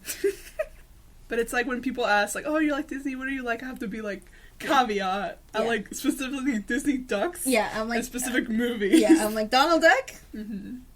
And that's it. Yeah, I'm like Chippendale. That's it. Yeah. Yeah. This is fun. Woo. Depressing. Okay, so we'll be back next episode with part 2, I forgot what it's called, of the premiere of the Goof Troop. Yes. You can find us on Twitter at Amores Patos podcast. I should know this. No, I think it's Amores Patos. Is it just Amores Patos? It's been years. Amores Patos. Find us at our Tumblr and our email at Amores Patos podcast. Yes. Leave us a review. Yes. That'd be awesome, since we're doing this whole kind of brand new thing with Disney Afternoon. And we're going to keep going until we're done. And hopefully Darkwing Duck reboot gets announced. Sorry, you can't see it, but I turned around to see a Darkwing Duck plush that I... Oh no, I took him over there. Never mind. I have mine over there. I forgot what I was saying. Yeah, that's it. Mm-hmm. Do we have another podcast? Oh yeah, we do. That's why we mentioned Transformers Earthspark. Yeah. Because we have a podcast recapping every episode of Transformers Earthspark, the newest Transformers animated series, at That's Just Prime. Yeah. You can find us on a Twitter at Just Prime Pod, and find us on Spotify, on the iTunes, and Google Podcasts. So hopefully wherever podcasts are found, and that's at That's Just Prime. If you want to listen to more of us ranting and raving. Yeah. And yeah, saludos amigos. Saludos amigos.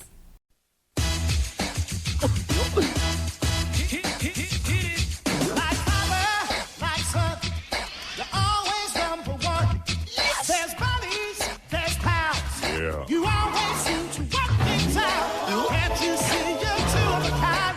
Looking for a good time. Good time. Report to the Goof Troop. Now we'll always stick together. We're the Goof Troop, the best of friends forever. Side by side, we're always ready to roll. Now give me a beat.